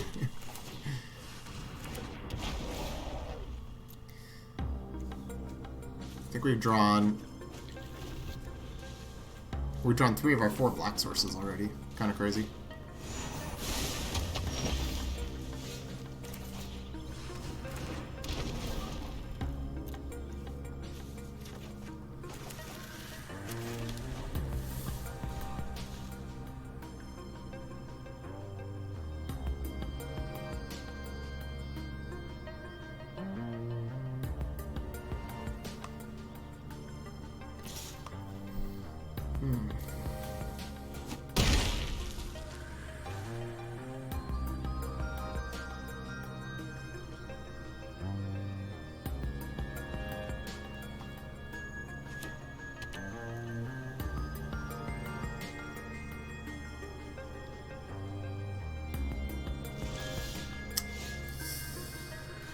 Well, crap.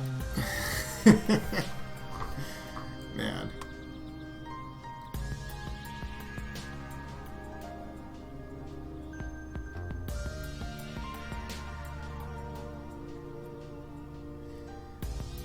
I mean, playing Yoshi Declares War doesn't really do much for us right now. It's not like I'm mana constrained, so I think holding it's better.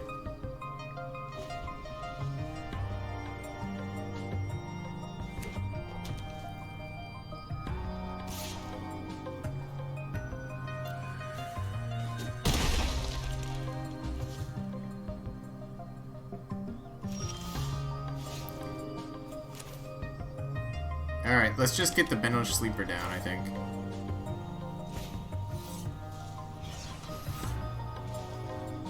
Hopefully that works.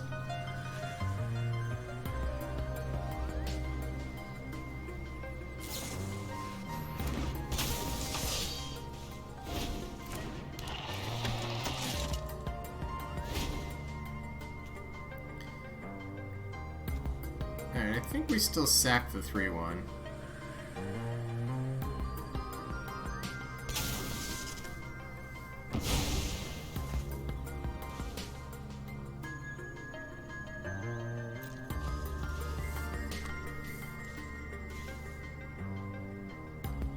Them having a flash creature was pretty rough there.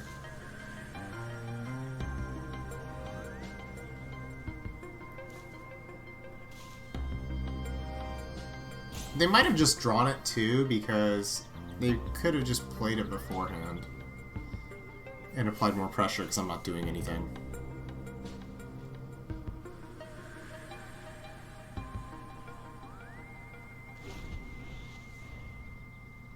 The good news is if I draw another planes, I can Ellis into Wingmantle Chaplain, and that would be pretty good.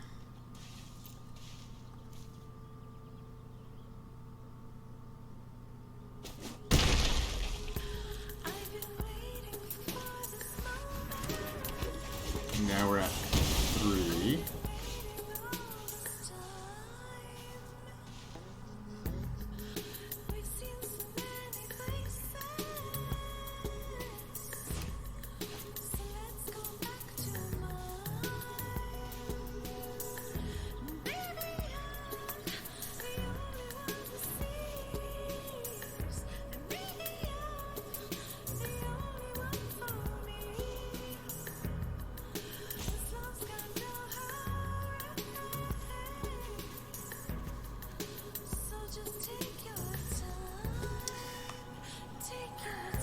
Only playing one spell this turn's really bad.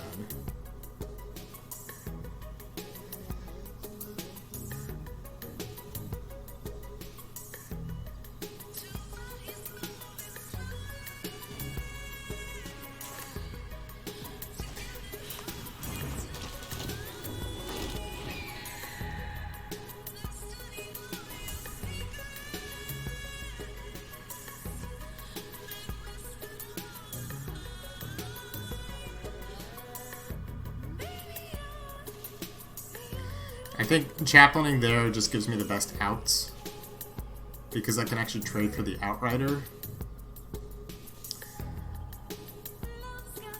and chump the Sojourner, and it lets me maybe Alice into like reinforcements plus Yosha declares war down the line. So here I'm just gonna block and then double block and then block, and hope that works out.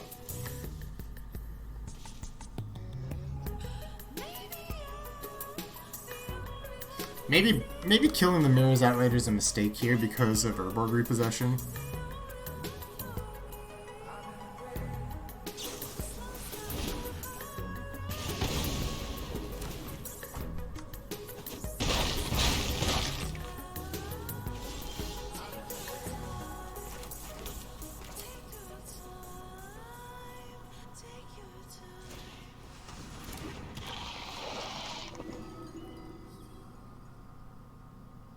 I kind of don't want them to know about my reinforcements, so I'm going to wait. Waiting is a little risky, but I think it's the only way I get back into this game. They have 6 cards in hand. That's going to be a hard one to win.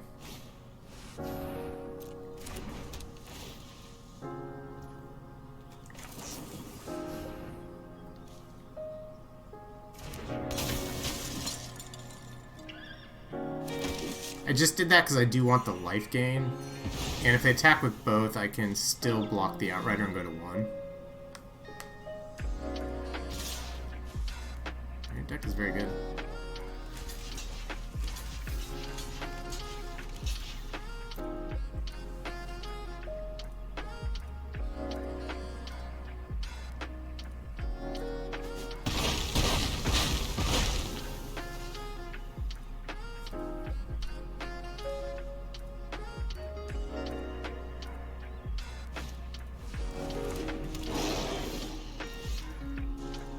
I can kill the Kavu and chump.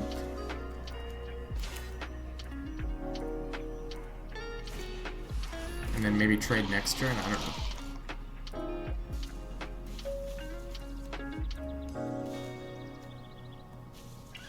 know. Should I just play an O2 to chump with?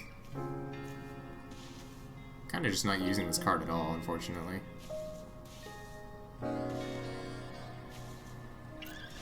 But if they ever play... The problem is I'm going to chump with my 1-3 this turn.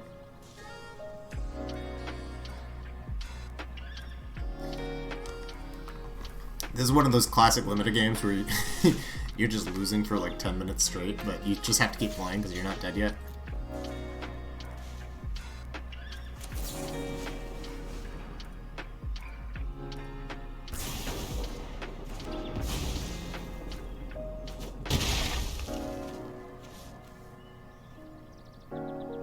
Yeah, our problem was just not being able to cast our spells.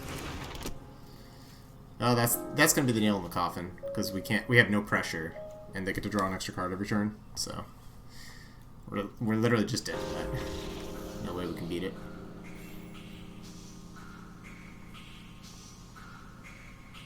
Alright, let's turn it around. Can we do the 1-2 into the 7-2? Maybe.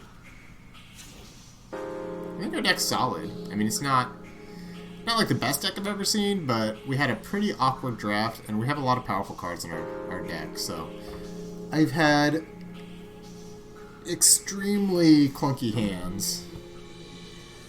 So hopefully we can do a little better this time. It's possible also that Heroic Charge is bad in my deck, because I have all these defenders.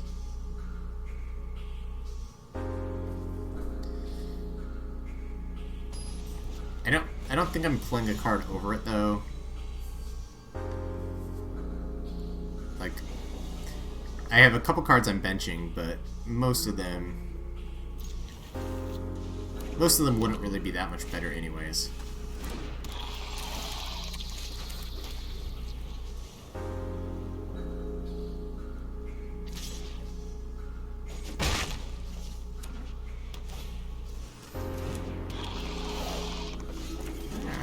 I see what you're going for over there.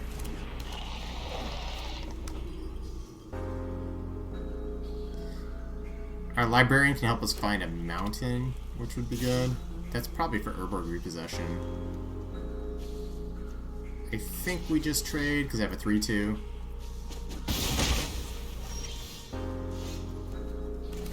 And also we want to protect our Karn.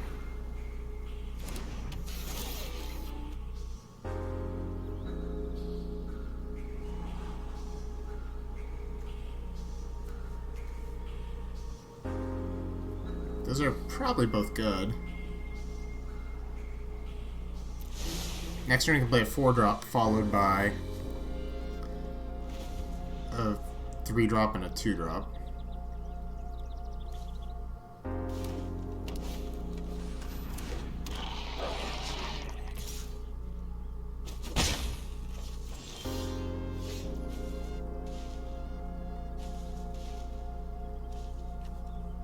Do I want to trade a 3-2 for a 2-1? Probably not. I think I should just play Wingmantle Chaplain, because it can block the 2-1, and then the 1-1 can trade with the flyer. So if I do this, it stabilizes the board really well.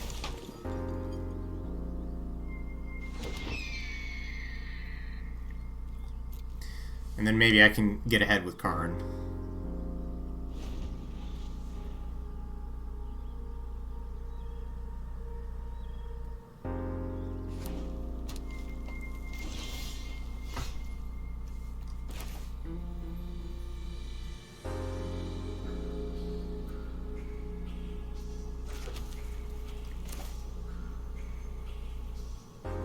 Yeah, let's just start ticking up. I started this war, and I intend to finish it one. The Thran still have secrets to uncover.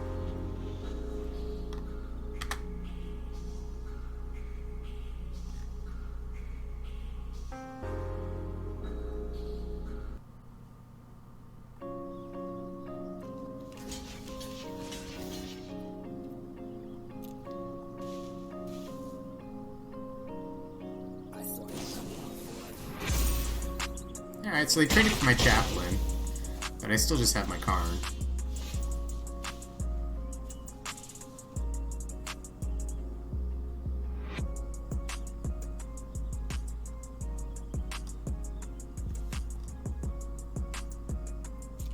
So I could just attack, make another token, and get another Shield Wall Sentinel. Geometric perfection. And then that can find the Clockwork the following turn. I could even start minusing Karn too, because And then I can find something really good with it.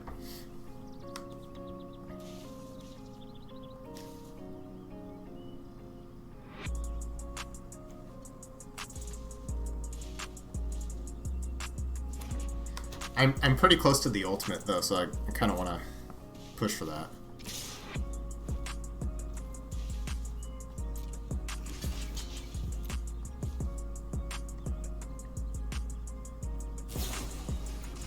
Ooh, nice. Do they have another? Yes! Oh, sorry, we got really framey. How are we doing now? I'm still super framey. I don't know why that's happening. Yeah, see, now we're fine. Hopefully it's been okay the rest of the time. Alright, I'll be right back. Hang out for a minute.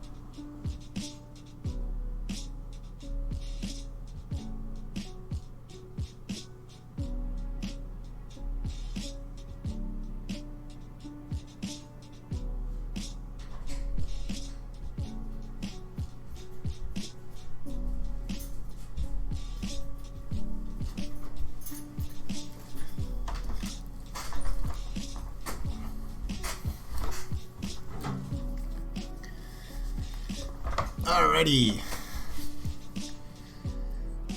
Let's keep it going.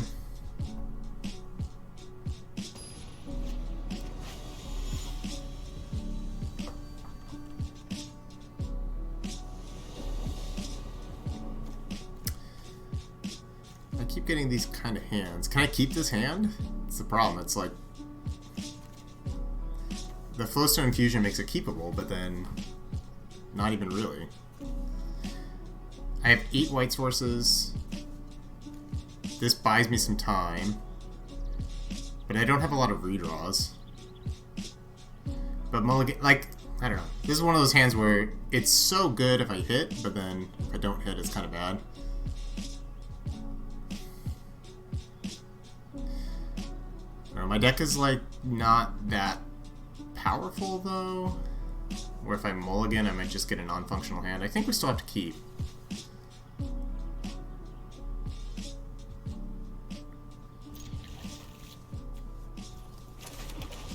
I have a few draws to find a plains because of the Flowstone Infusion.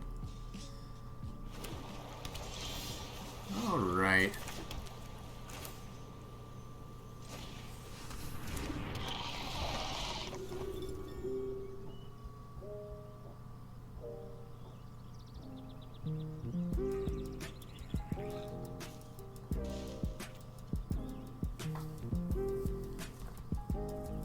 They're probably just going to kill it if they can. Alright.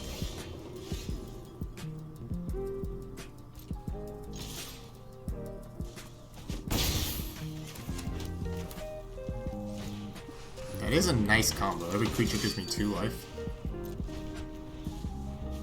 If they attack, I probably don't block. I will kill their 2/2, I think.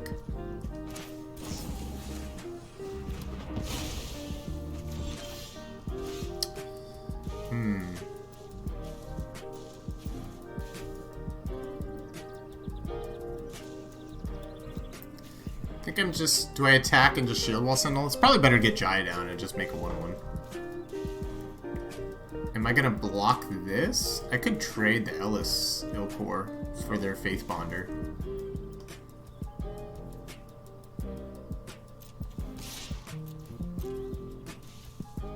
I'm not gonna block with the Knight of Dawn's Light, so I might as well attack with it.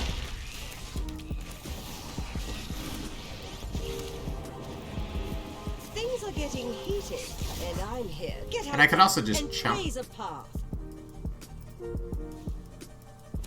Ellis Ilkor is kind of doing a lot of work.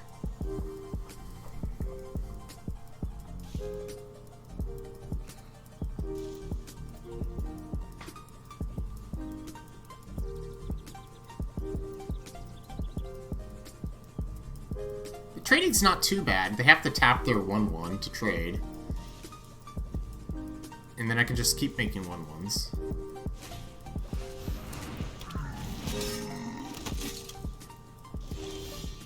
Alright, if they don't attack, that's pretty good for me.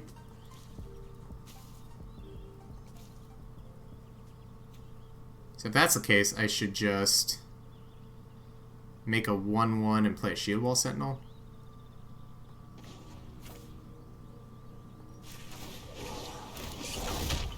Taught them everything they know.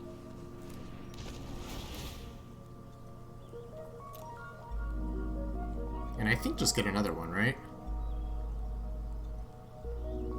Because I'm just defending Jaya.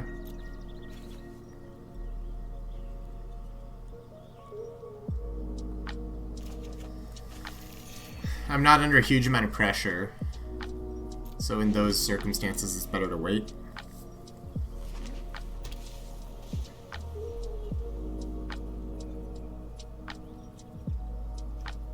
Eventually I'll draw something to make the 1-1s that much better.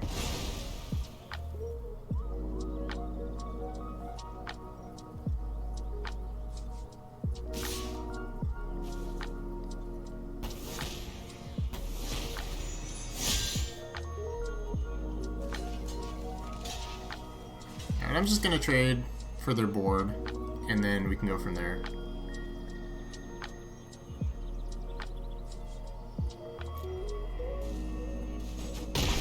Like, the more loyalty that Jaya has, the more creatures I get to kill with her. So that has... Oh yeah, see, so now I just get to minus and kill their Baird.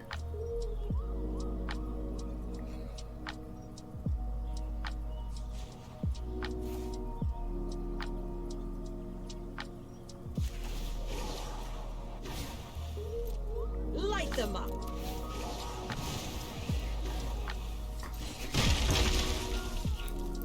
I think we just play... Oh no, we can't play Baird and Reinforcements. So if that's the case, let me just go get my Wingmantle Chaplain, I believe. Getting the 0-3 is not that great here because we only have a single white.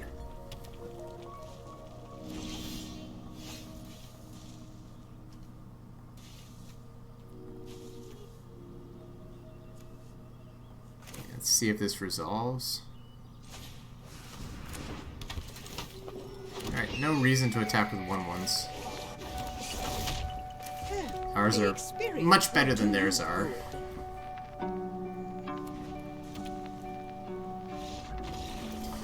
Alright, I mean, we definitely gambled. It's interesting because for some reason the end of the game scene is where it gets super framey. It's kind of weird. I don't know what that's all about. Maybe too many animations or something happening in the game. Yeah, we definitely took a risk with that opening hand. But it was really powerful. Like I said, if I hit early, which we did, it was very, very strong. Alright, excuse me. Let's keep on a rolling here.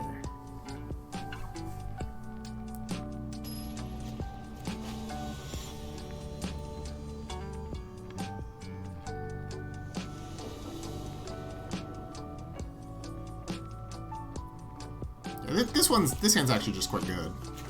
because we can find the white source that we need with the librarian.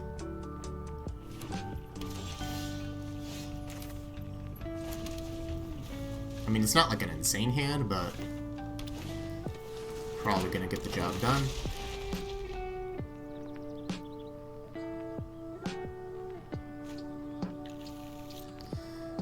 A domain deck. It's like I draw more black sources than white sources. I only want a single plains because I could still draw another one. So I don't want to put too many lands on top, I don't think.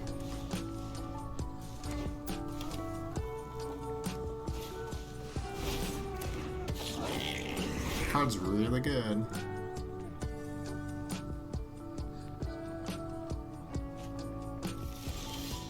Yeah, so if they play that, then now they just have full domain. I could kill it, but then I'm not doing anything else on my turn, so I think it's better to attack and then chaplain.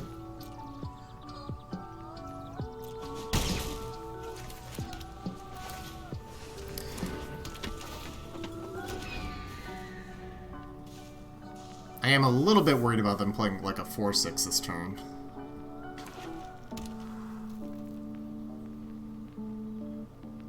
So they didn't want to play the beachfront, which probably means they have a 4-drop, or oh, they're gonna fight.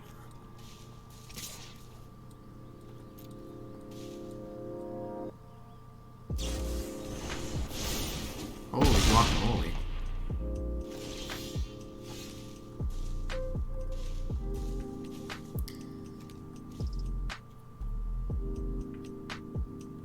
I think I'm just gonna kill their Sprouting Goblin.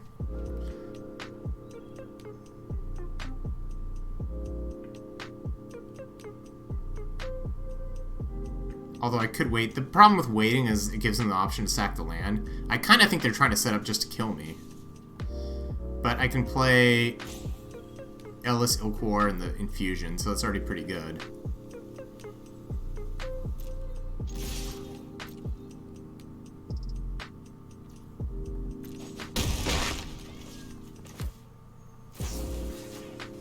I'm not sure that's correct. Like, I could have maybe gotten more value by waiting.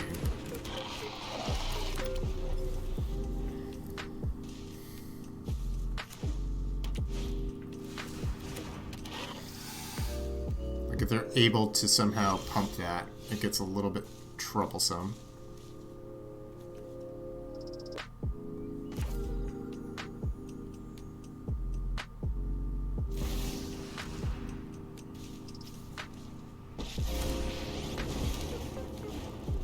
I remember my first fight. Good thing it wasn't against me. I'm gonna play this for the life just in case Ellis Ilquar dies in combat.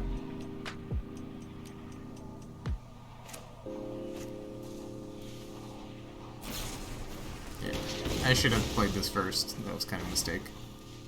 Who needs the sun when you've got me around? Oh well. I should have gained one more life. Probably. I mean, they could have still just killed it in response, though. And they probably would have.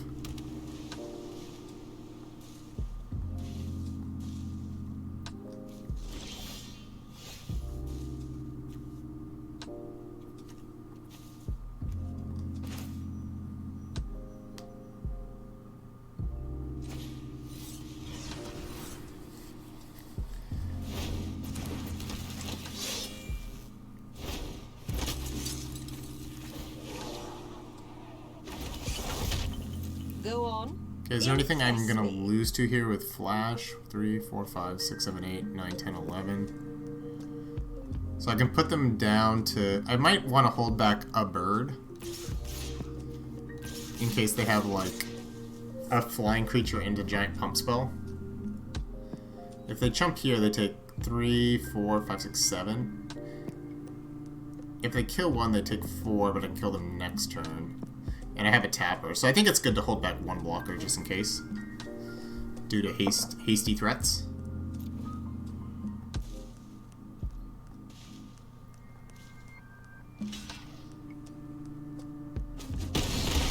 Even if they have a sweeper, I have the Planeswalker in play, so that's the good news.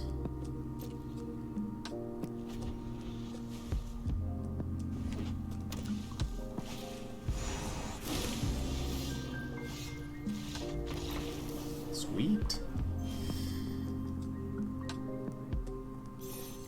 Alright, climbing back up the ranks after our devastating 0-3 earlier.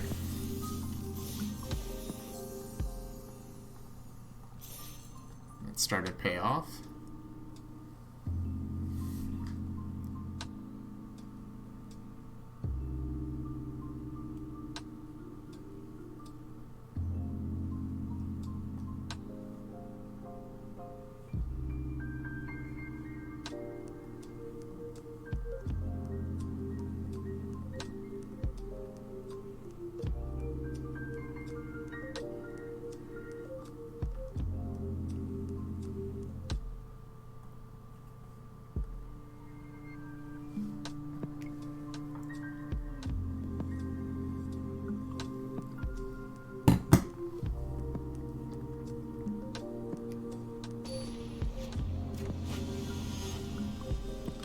The Ajani Mirror.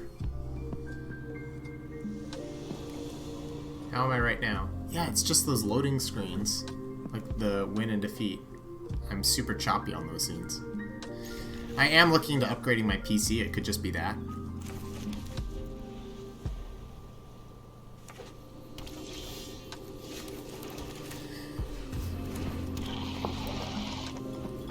Alice into our given Cavalier is totally absurd.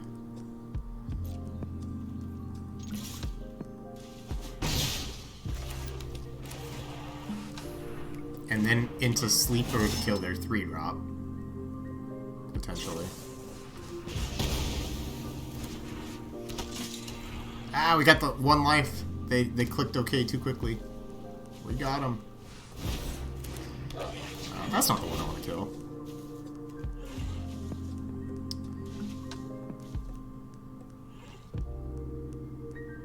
Maybe I should offer the trade because it makes my Bench Sleeper that much better.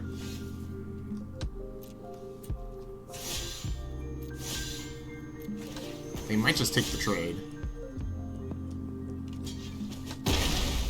That's really good for me because now we can Bench Sleeper their non-utility creature. Like if they play like a 4/4 here, suddenly we're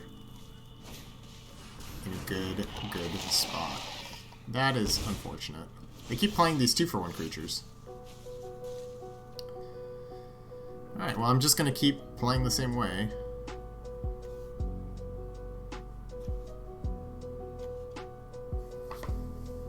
Eventually they'll probably play something big.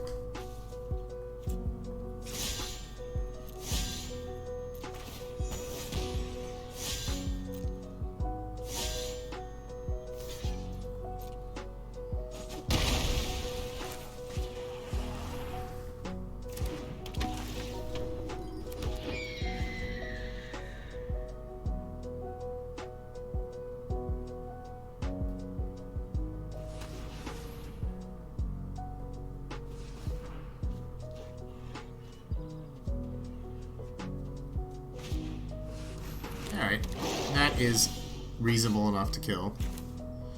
I'm gonna sack a soldier token and attack with the others.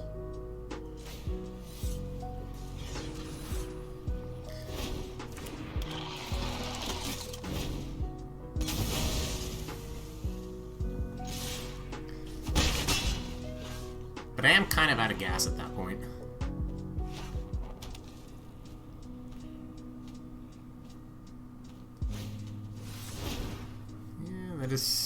That is rough. That's a lot of value. However, it's time to strike. We might be able to just get them before they can recover.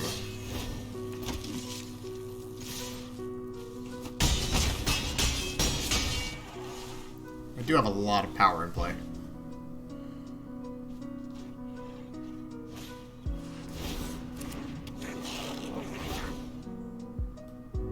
Probably if they just play a Rager here, I'm still probably just attacking with everything. If they let a 3-1 through, I deal them a ton of damage. Like if they block both here, then they go to 2. If they let a 3-1 through and 2 others, they die. So yeah, just attack with everything.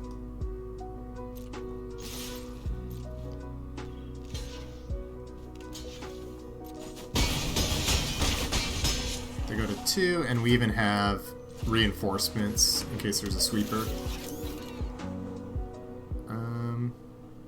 Those are both good, I think.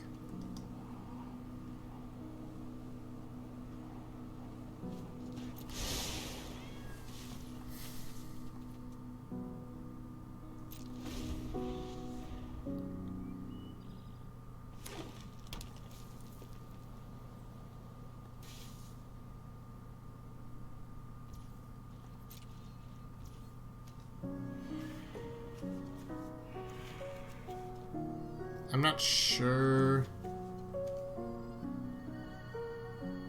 What can they have here?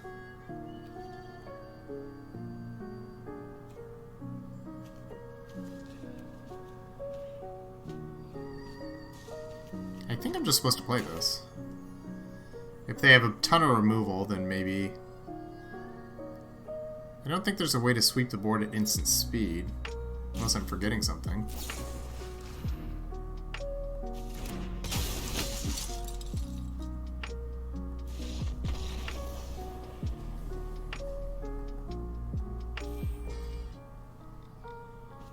Alright, we're back to playing for Mythic, folks.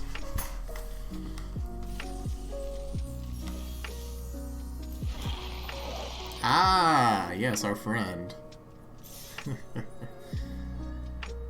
That's nice and thematic.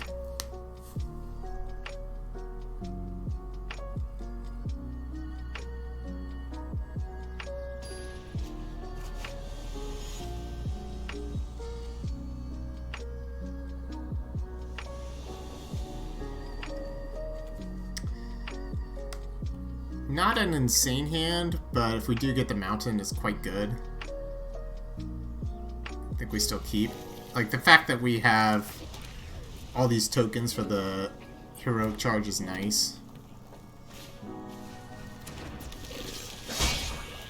Excuse me. Might be able to trade for that.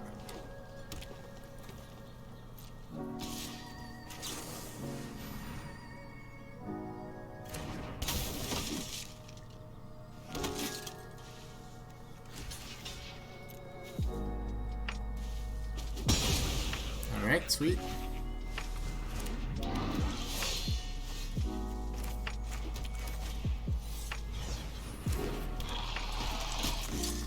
And then we're just gonna start shield wall sentineling up.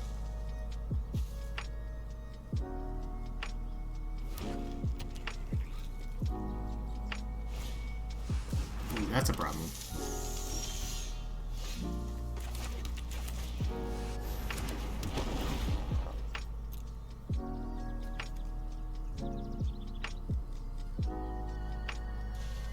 I still prefer that to Wing Mantle here. I don't really have a way to punish this land with Green Widow. Like, I just have to block, I think. It's kind of a problem.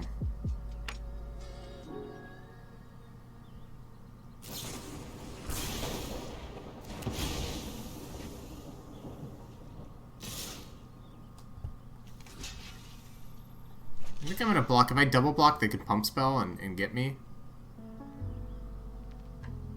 Maybe that's fine. Maybe just make them do it.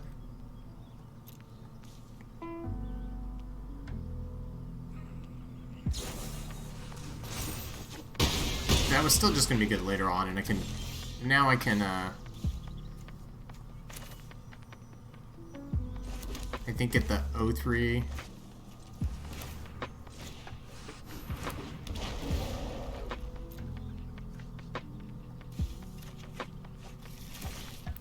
and set up a Yosha Declares War.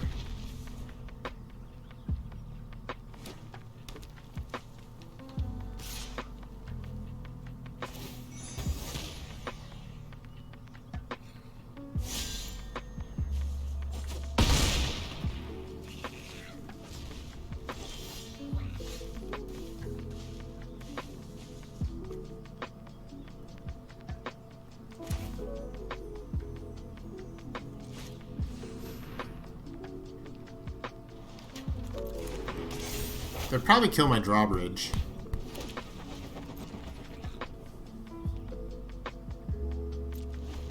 Nope.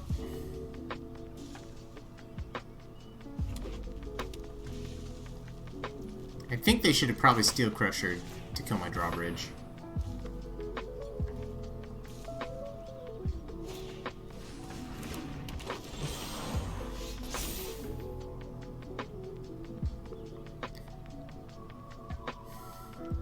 I think I should try to kill...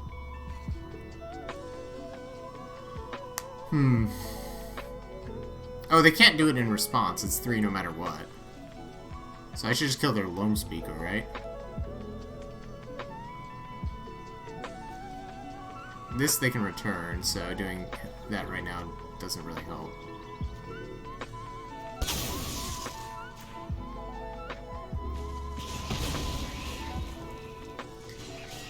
And I guess we just Karn -1 and use it to gain some life.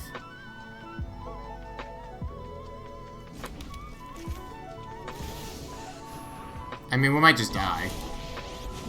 But I think doing that is... I think Karning -1 is better than plussing. Act now.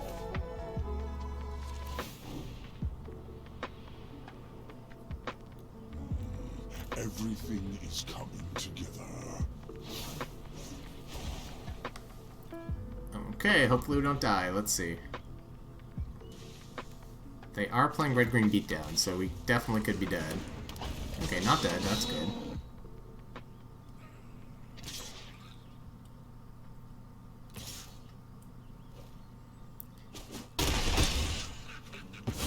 However, we're also not that live.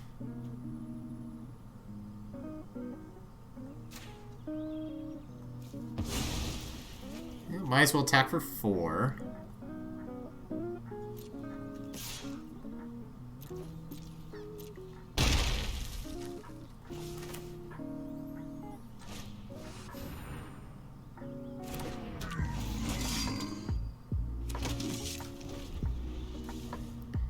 Okay, so I can tap the War Brute. That's really good.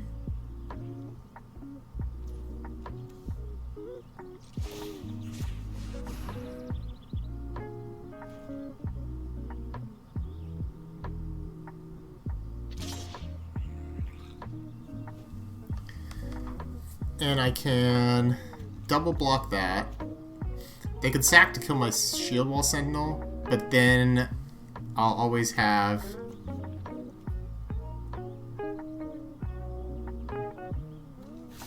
I'll have the Clockwork Drawbridge, so I think it's worth offering that.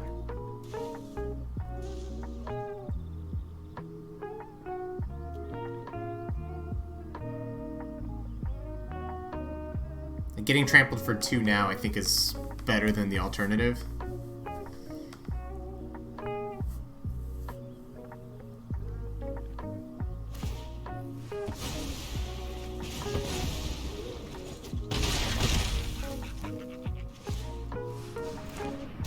A lot of enlist.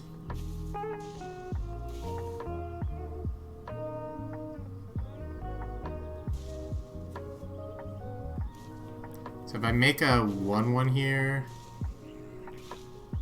kind of just die. It doesn't really do much.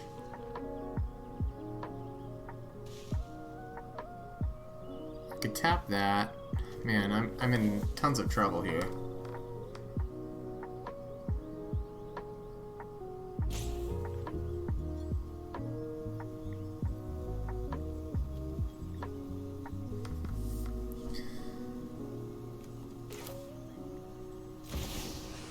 I think just trying to prowess my way out of this is the only way to win. And I'm here. The experience will do you good. Depends where they attack.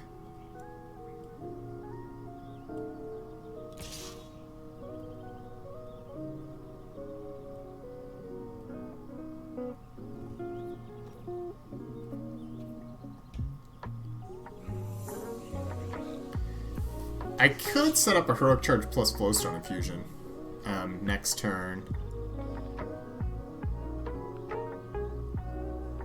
which will be very good.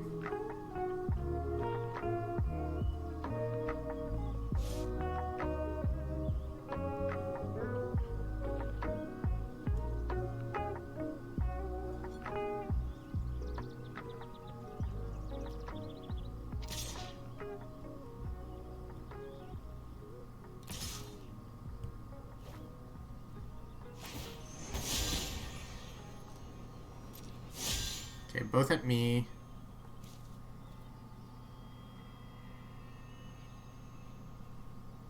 So if I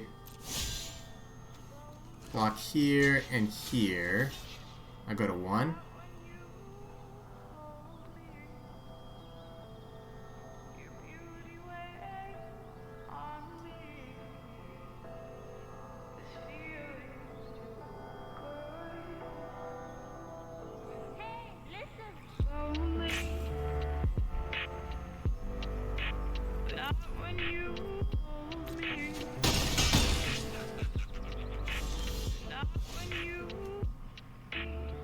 Alright, so if I make the 1/1 prowess, they'll have 4 toughness with the heroic charge.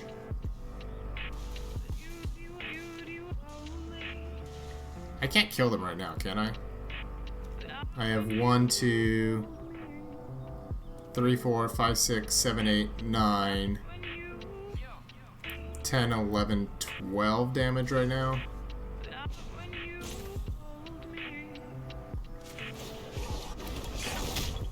You're no match for my students. So if they attack with this and make a 7/4 trample,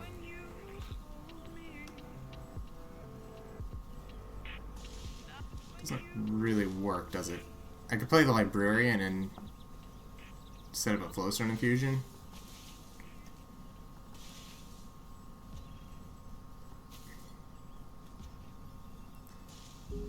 This block's there.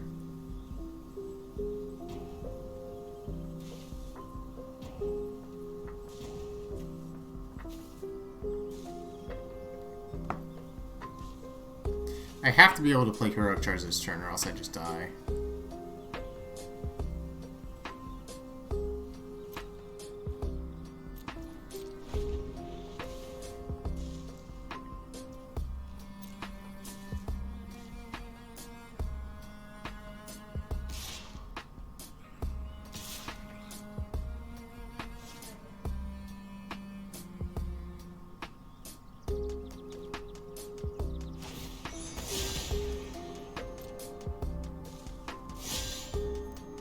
So 7 trample, we could do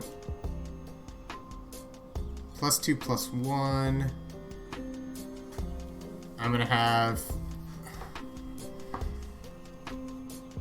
they'll become 4/3s.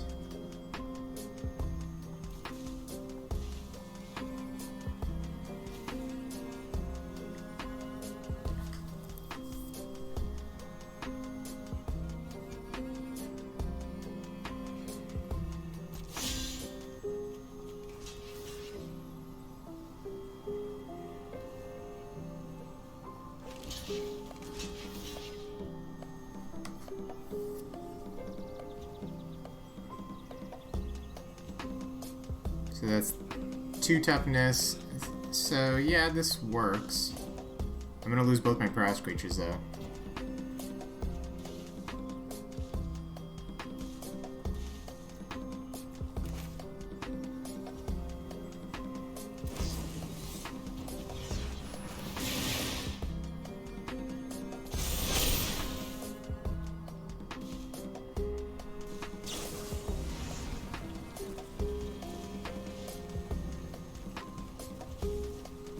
So it'll be +2/+2.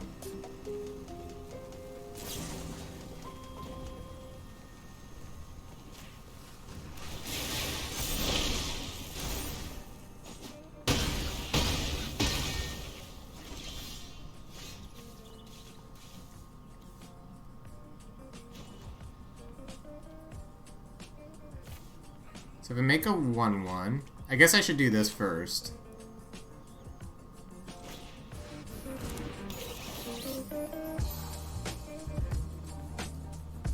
If If I'm -1, I can get the... I can play 2 1/1s this turn. This can... I can chump this.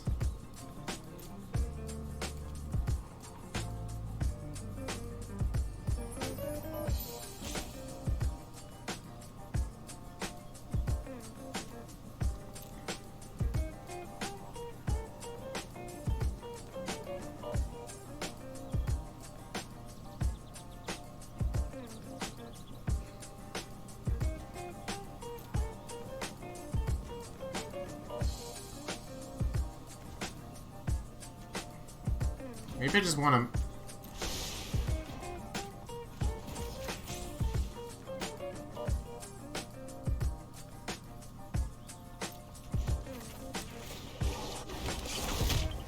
Go on. Impress me. I need to find some black mana.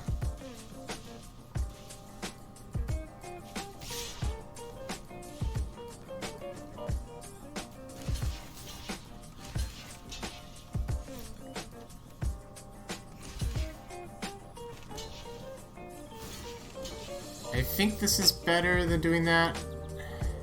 Maybe not though. My Baird is pretty valuable if I can pump.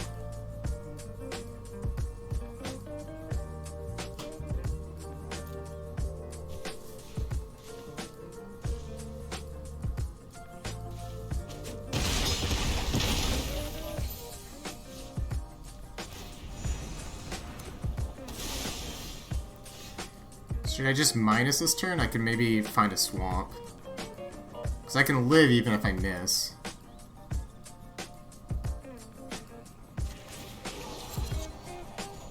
Embrace the heat of the moment.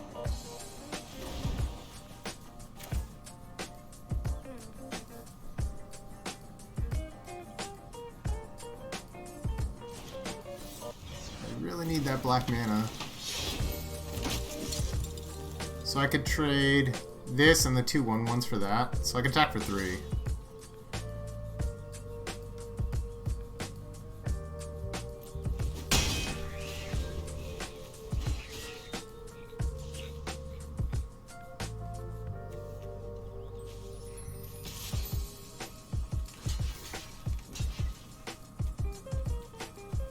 I should probably block with the O2 just in case they drew a Gaia's Might.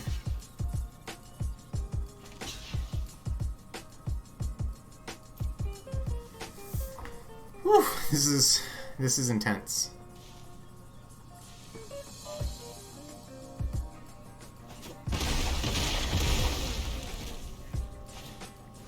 No.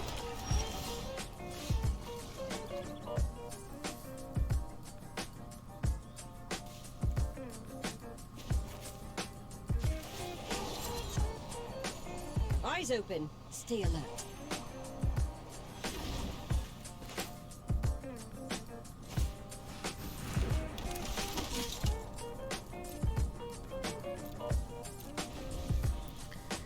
This game is crazy. So I have to chump that this turn.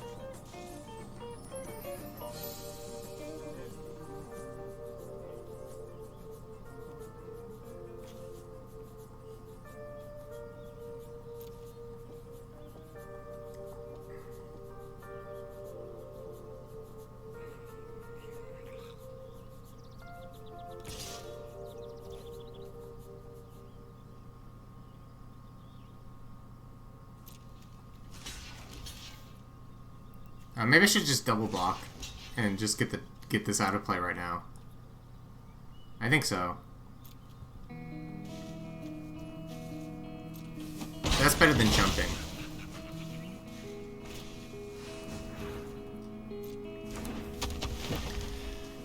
Alright, so now I can play Ellis plus the reinforcements. So we're finally out of this, I think.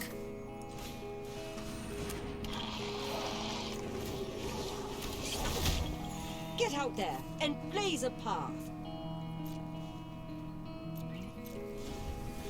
Alright, we might have finally turned the corner here.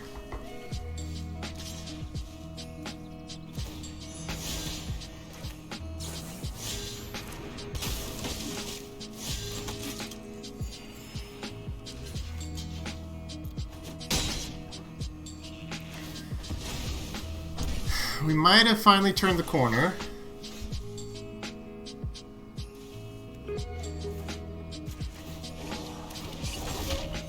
Go on.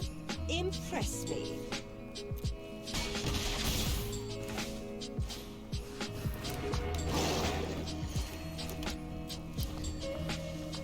Close game, close game. Ooh, 5-5. Trample. That is rough.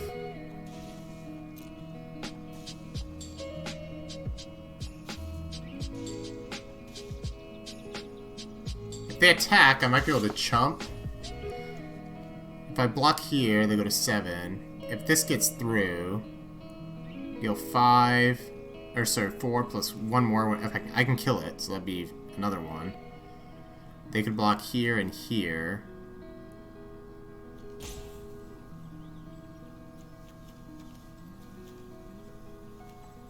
So I think I have lethal if I just chump with my O2.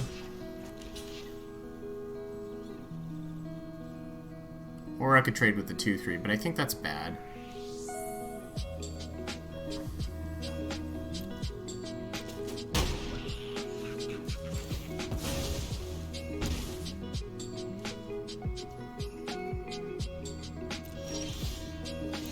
Alright, I'm gonna -2 on the monstrosity and attack with everything.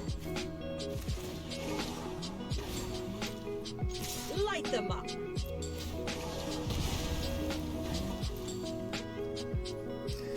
Whew.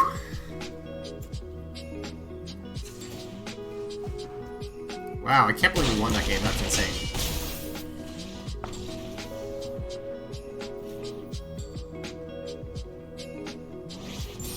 Haha! There we are. With our nice little framiness again at the end.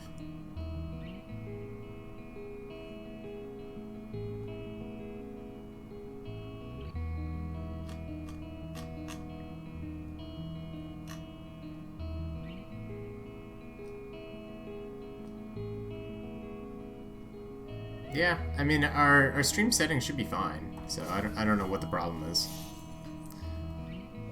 Ooh, 697, that's pretty good. I thought we'd be much lower, because I thought I was losing a decent amount relatively with as we're climbing the ranks.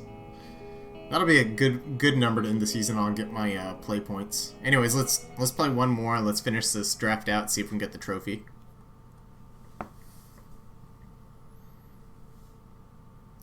Win or lose, probably our last game of the stream today, but it's been a fun time. I think a bunch of people are really enjoying watching the World Championship today, so that makes a lot of sense. Some exciting magical things going on. A lot of people are at Magic 30 this weekend also, so yeah, a lot going on.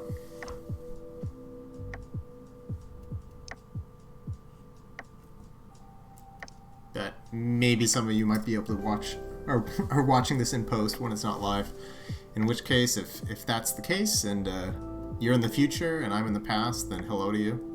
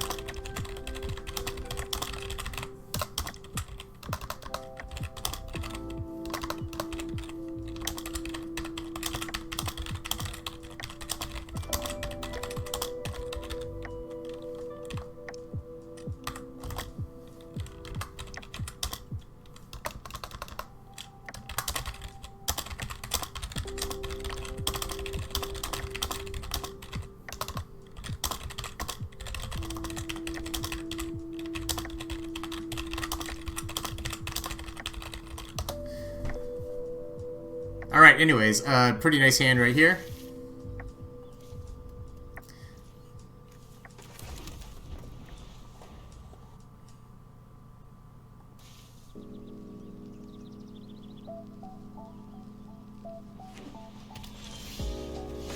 Ooh, that's another good one.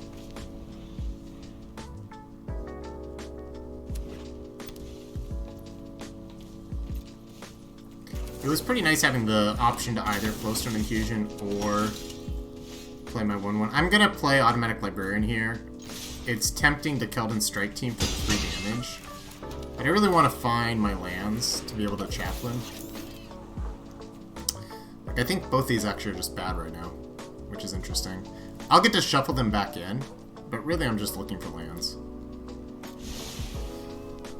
I'm going wide and I put a Heroic Charge on the bottom, so... kind of crazy. Alright, we get to trade for that. And then play a Chaplain. They might not want to block.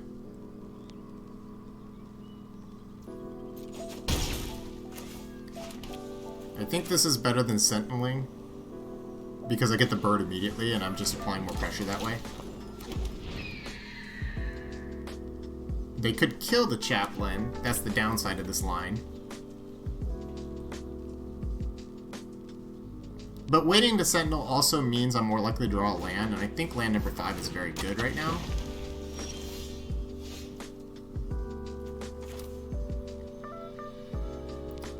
I'm still gonna get the other Sentinel so I can get the extra bird, and then I can find the Clockwork afterwards. I'm not really under pressure, and this just lets me buy time. It's gonna make our Jaya that much better too. Like if I'm able to Jaya and... should I just trade?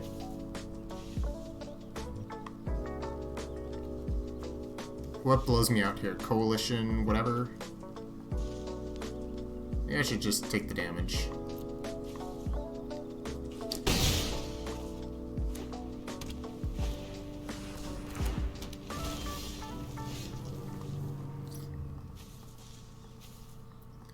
So if I Jaya, I could attack. But I think it's probably... well...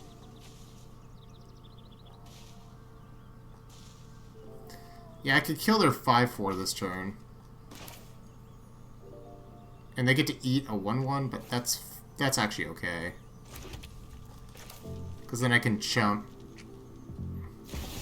I think having a 5/4 trample is a problem. You know what's happened They're to playing all like they have a my combat trick. They're toast. Who needs the sun when you So I can block this turn.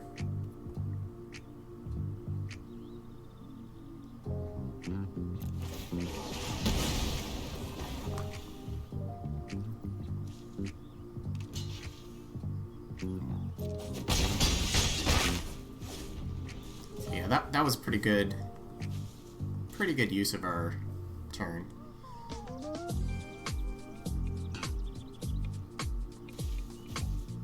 I definitely want to just block. Like this.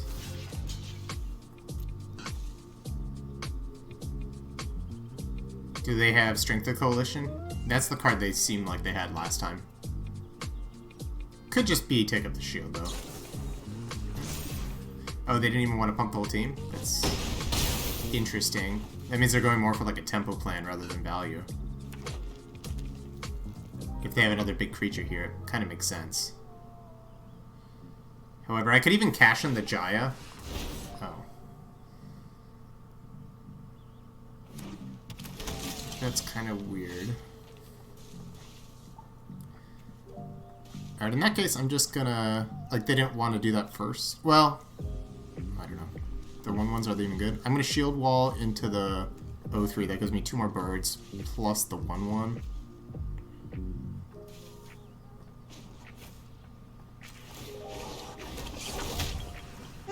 The experience will do you good.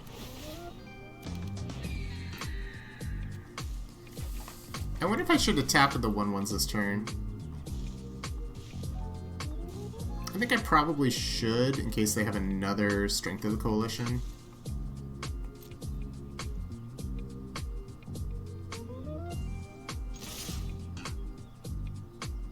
Because I can chump with my Wingmantle Chaplain. And this puts a lot more creatures into play, so that I'm able to -2 with my Jaya. So I'm not too worried about having enough creatures to attack with. I am a little worried about... Okay, so... if they have another Strength of the Coalition, I can kind of just kill them on the backswing. So as long as I protect my Jaya, we're fine. I guess I could even just double chump, though.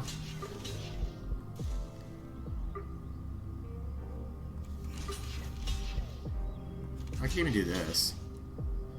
I have 1, 2, 3, 4, 5. Yeah, I still just have lethal. So...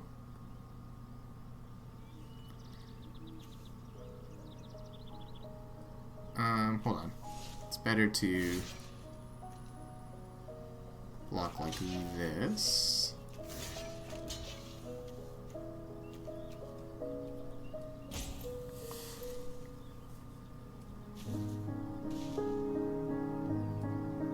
Because if they go Strength of the Coalition into a follow-up creature, I have Keldon Strike Team -2 on the blocker.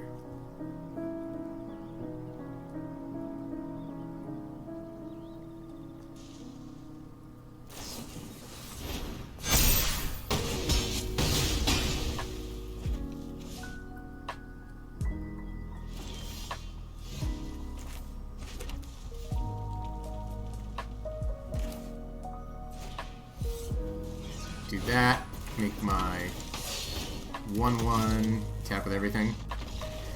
Yes! Alright, cool.